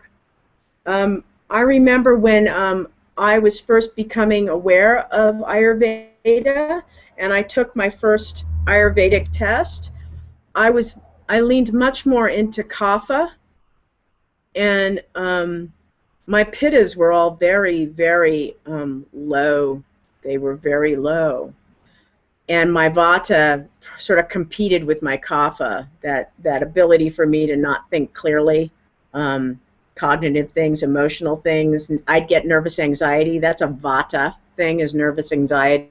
And the Kapha thing was just like, there's an old astrological chart. It was a joke astrological chart, but personally, I tend to take no offense from it, but a Kapha and the type of Kapha that I am, I'm apt to more take root and stay in one place than I am to move around and explore. I'm one of those people that just like, I'll just plant right here and I'll be fine. And so that's the part of the Kapha where it can actually get in your way, because it keeps you not interested in the relational things outside your body. and it can kind of pull you down. The next time that I checked with my doshas, I was very pitta predominant, and when I look at my family line, my mother and my father are both very pitta predominant, so I come from a pitta line, but everybody's a little deranged. When I look at them, I can sort of see where the derangements are, and that the kapha's gotten stuck, and the vata's maybe pushing too hard or blowing too hard in the mind or in the body. So that is the interesting qualities about Ayurveda and the doshas, and the connection to the doshas to the physical body in the koshas. Those doshas have a relationship in that physical. I believe that was the, let me see if I can pull it back up again really quickly, because we're going to go into this last meditation. You pull this back out again, and you can really sort of, when I give you this list, you can actually see that comparison a lot easier. Yeah, that physical, Annamaya Kosha, the physical system and the Ayurvedic doshas. That relationship in that physical body of Annamaya Kosha is a really good place to start in understanding even why stress actually manifests the way it manifests for you. Understanding those things can actually help you link it together. I want to just state what I haven't said is that the coolest thing about yoga is that there is a way of connecting so many of the things that we don't connect in the West, but they did it in yoga, those connections. I'm just going to share this one last story. When I was in the middle of Ayurvedic studies and massage studies, is that I met somebody that was from Madras, India, and he said that in the village that he lived in, there were little huts that were tucked away in the forest, and inside these huts were reeds that had Sanskrit written on them. And basically, the story that he told me was that as the Mughal political system moved from the north of India further into the warmer regions of India, it caused the yoga practitioners that existed and the shamans to hide their information because they didn't want it to be destroyed. And so the yoga that exists today it's not all intact, but it's really quite thorough and quite deep in how it has a knowledge of how to live your life and how to know when you're doing the right thing, how to know when you're not doing the right thing, how to know when you've taken in too much, when you've given out too much. There are these amazing scales of balance and imbalance that are broadly explained in yoga and Ayurveda. Yoga is considered one thing, Ayurveda is considered the sister science, but all of the great teachers had a knowledge of Ayurveda, and that's why they were able to make decisions about doing physical adjustments if they chose to do those physical adjustments, or if they gave a kriya to somebody that the person said, I can't do this, and they go, just keep trying, just keep trying, just keep trying, because they knew something about that person by just looking at them, or just asking a few simple questions. You know, did they dream a lot at night, or did they have no dreams at all? That's one of my things. I don't dream a lot. My brain is very Kaphic, so I'm able to keep it focused when I get going, and I can run off on that path, which is Vata, and I can go on and on and on. That's one of the ways that I know that these doshas are real and they exist in me. is because I get so lit up about certain things that I don't even want to stop.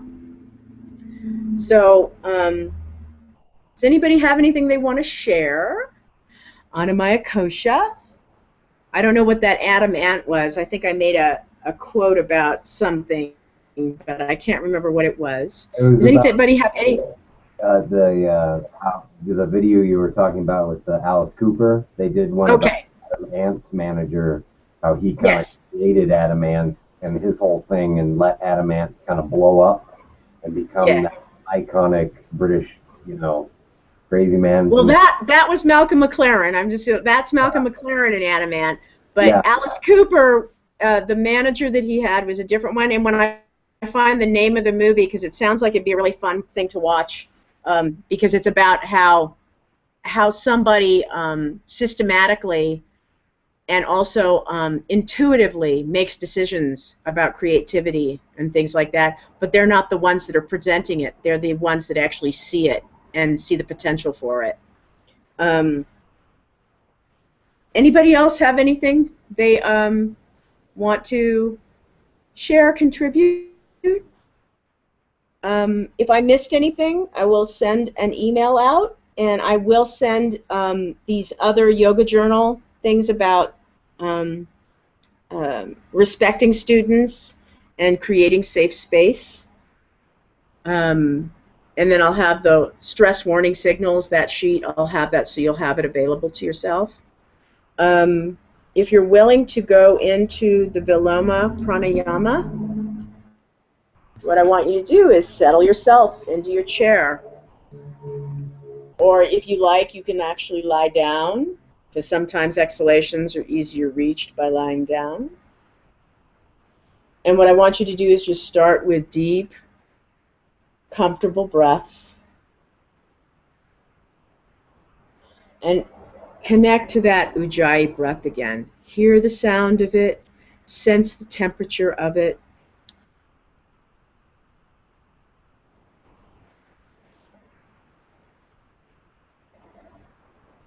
And just watch that breath enter and exit.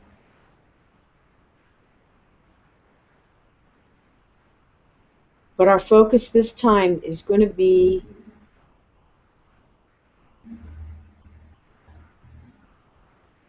towards the exhalation. And I'm going to give you the directions first, and then we'll go back over them. So just listen and keep the Ujjayi breath going.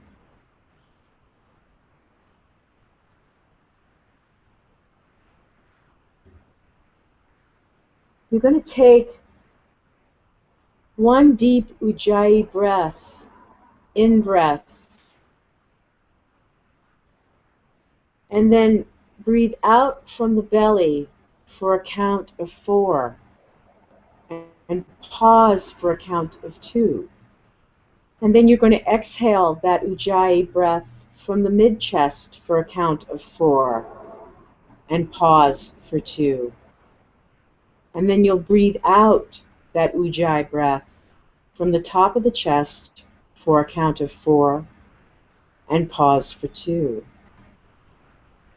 When you get to the bottom and you're empty, continue into the next Ujjayi breath. Fill yourself to a non-stressed capacity. Breathe out from the belly for a count of 4. Pause for a count of 2. Breathe out from the mid-chest for a count of 4. Pause for 2. Breathe out from the top of the chest for a count of 4. Pause for 2. Take that next Ujjayi breath. Let it come in.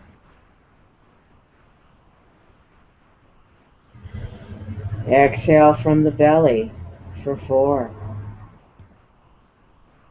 Pause for 2. Exhale from the mid-chest for 4. Pause for 2. The remaining chest breath, let it go out of the body for 4. All of it out, empty it out. Pause for 2. Let the next Ujjayi breath enter in. Fill yourself. Again, no strain on the filling. Breathe out from the belly for 4 counts. Pause for 2. Breathe out from the mid-chest for 4 counts. Pause for 2. Breathe out from the top of the chest, completely softening and emptying that chest. Pause for 2. We're going to do this 3 more times. Stay with your attention. Let that next inhalation come in. Deep Ujjayi, gentle. Belly exits out that breath, 4 counts. Pause for 2. Mid-chest empties for a count of 4. Pause for 2. The rest of the chest dispels that breath all the way out. Pause for 2. The Ujjayi enters in easily, filling you, giving you that inspiration. And then the belly, 4 count, let it go. Pause for 2.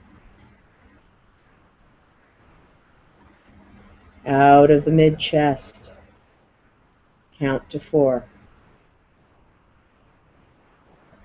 Pause for 2. Out from the top of the chest, everything sinks. Gravity pulls it all the way out of you. Pause for 2. That stillness. Inhale that Ujjayi breath 2 more times, last rounds.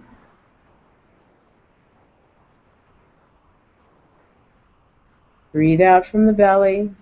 1, 2, 3, 4. Pause for 2. 1, 2. Breathe out of the mid-chest. 1, 2, 3, 4. Pause for 2. 1, 2. Out of the rest of the chest, emptying completely. 2, 3, 4. Pause for 2. Be in that empty space, that still space. Last time, Ujjayi breath comes in. Out of the belly. Pause for 2 counts. Out of the chest. Pause for 2 counts. Out of the top of the chest. Pause for 2 counts. And just watch the next breath come in, however it comes in and however it exits. Just pay a moment of attention to that. And if you like, you can return back to the flowing circular Ujjayi breath, or just stay present with each moment that the breath is there.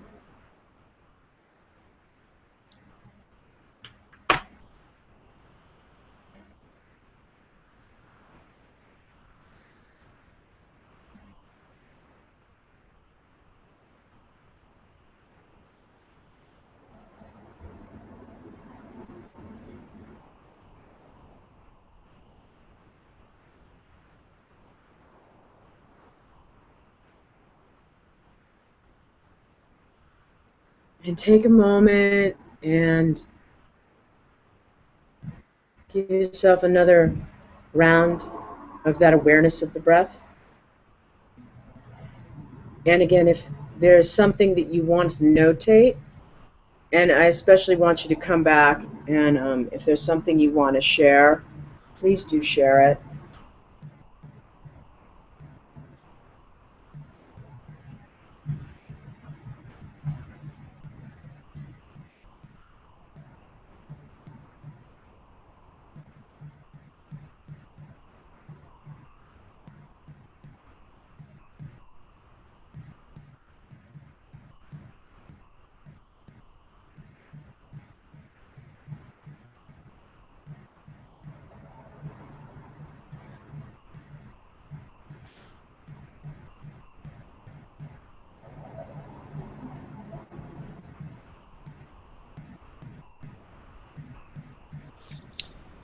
And, who's come back?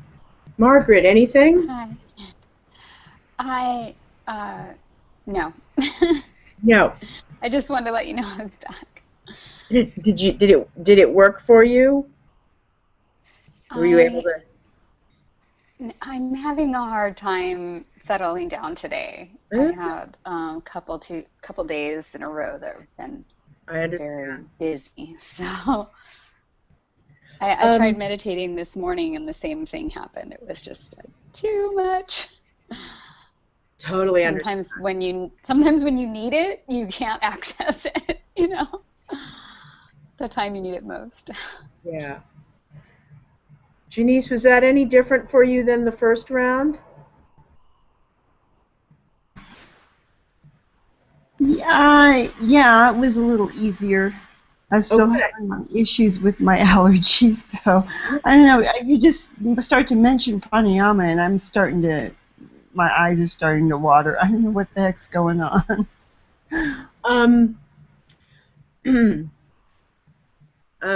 I'll share something with you. I'm gonna make a copy of something and I'll share it with you. It comes from another practice, energy medicine, and it deals with allergies, and it may make sense to you. I'm gonna try and remember to copy it, and I'll give you that, and it might be food for thought. Okay, cool. Cool. Anything from you, Bobby? Not really. I mean, it's hard to follow the count when it's a little longer. I stayed with my own count, and it was good. I mean, it's definitely more relaxing to have the longer exhales than the inhales. And I think most of us are geared to take those longer, deeper inhales than the longer exhales.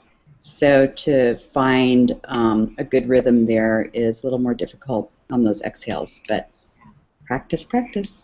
Practice. Well, and also, again, that three-part breath and ujjayi breath, they may need a little more work because that will help get to the other side of the road on that. That's the other thing is that practice of ujjayi, and whether it's loudly audible or just simply audible is entirely up to the practitioner. I would experiment with both. I always used a noisy breath for a long time because it helped keep my focus. So yeah, experiment with those two things. And Anton, anything? Just way more relaxing this time. I don't know if it's just being in the house longer and, probably. Totally understand. That was the reason I wanted to do it at the end. And Margaret, focus on those bottoms of the exhales. That might help with that antsiness. There's one last thing you can just do for homework, and it's not very long. Which emotional conflict do you most go towards? When you actually get tapped into the kleshas, when you realize you're being tested on that conflicting emotions, which ones are the ones that you most tap into? And I may have actually had you journal this a tiny bit already, but just keep this in mind. Which ones do you go towards? Which ones are the most friendly for you? The ones that offer you the most release, even though it may not be the most appropriate form. Just check in with that emotional conflict that you want to do. I want to thank you. Namaste. Om Shanti. And if you have any questions, just stay here. I'll be here to answer. Thank you. And thank you. Good night. Thank you for the extra 15 minutes. Thank you, Lisa Ann. Thank you. See you guys on Saturday. Okie dokie. Okie dokie. Is it, I'm sorry, I have 12 to 6 written down for Saturday still. That's what I was. Last Saturday of the Have month. that written down. Let me double check with Annalisa. The last time I asked Annalisa, it was 2 to 6 on Saturday and Sunday. Oh. Can you come on Okay. Sunday? Can you come on Sunday? I can. Oh, good. Yeah. That's what, if it changes, we'll get an email out tonight or tomorrow morning. But I think Okay. it's all 2 to 6. Okay. Thank you. Good night. Night. The homework question, just that last one on the klesha. Uh-huh. Which emotion do you tap into, even if it's not appropriate, right? Whichever. Oh, yeah. Yeah. Even if you think it's the best way to handle the situation, what's your go-to emotion? Okay. And I'm going to just remember emotional symptoms. Crying, nervous anxiety, boredom, no meaning to things, edginess, ready to explode, feeling powerless to change things, overwhelming sense of pressure, anger, loneliness, unhappiness for no reason, easily upset. Those would be the downsides that would lead you into a stressful cycle. But there could be positive things that you do. You know, if you're able to turn it around and go towards loving kindness and compassion. And actually, I wanted to just, I jumped out when you mentioned the adamant thing, because I was always under the impression that, oh, excuse me, let me stop this.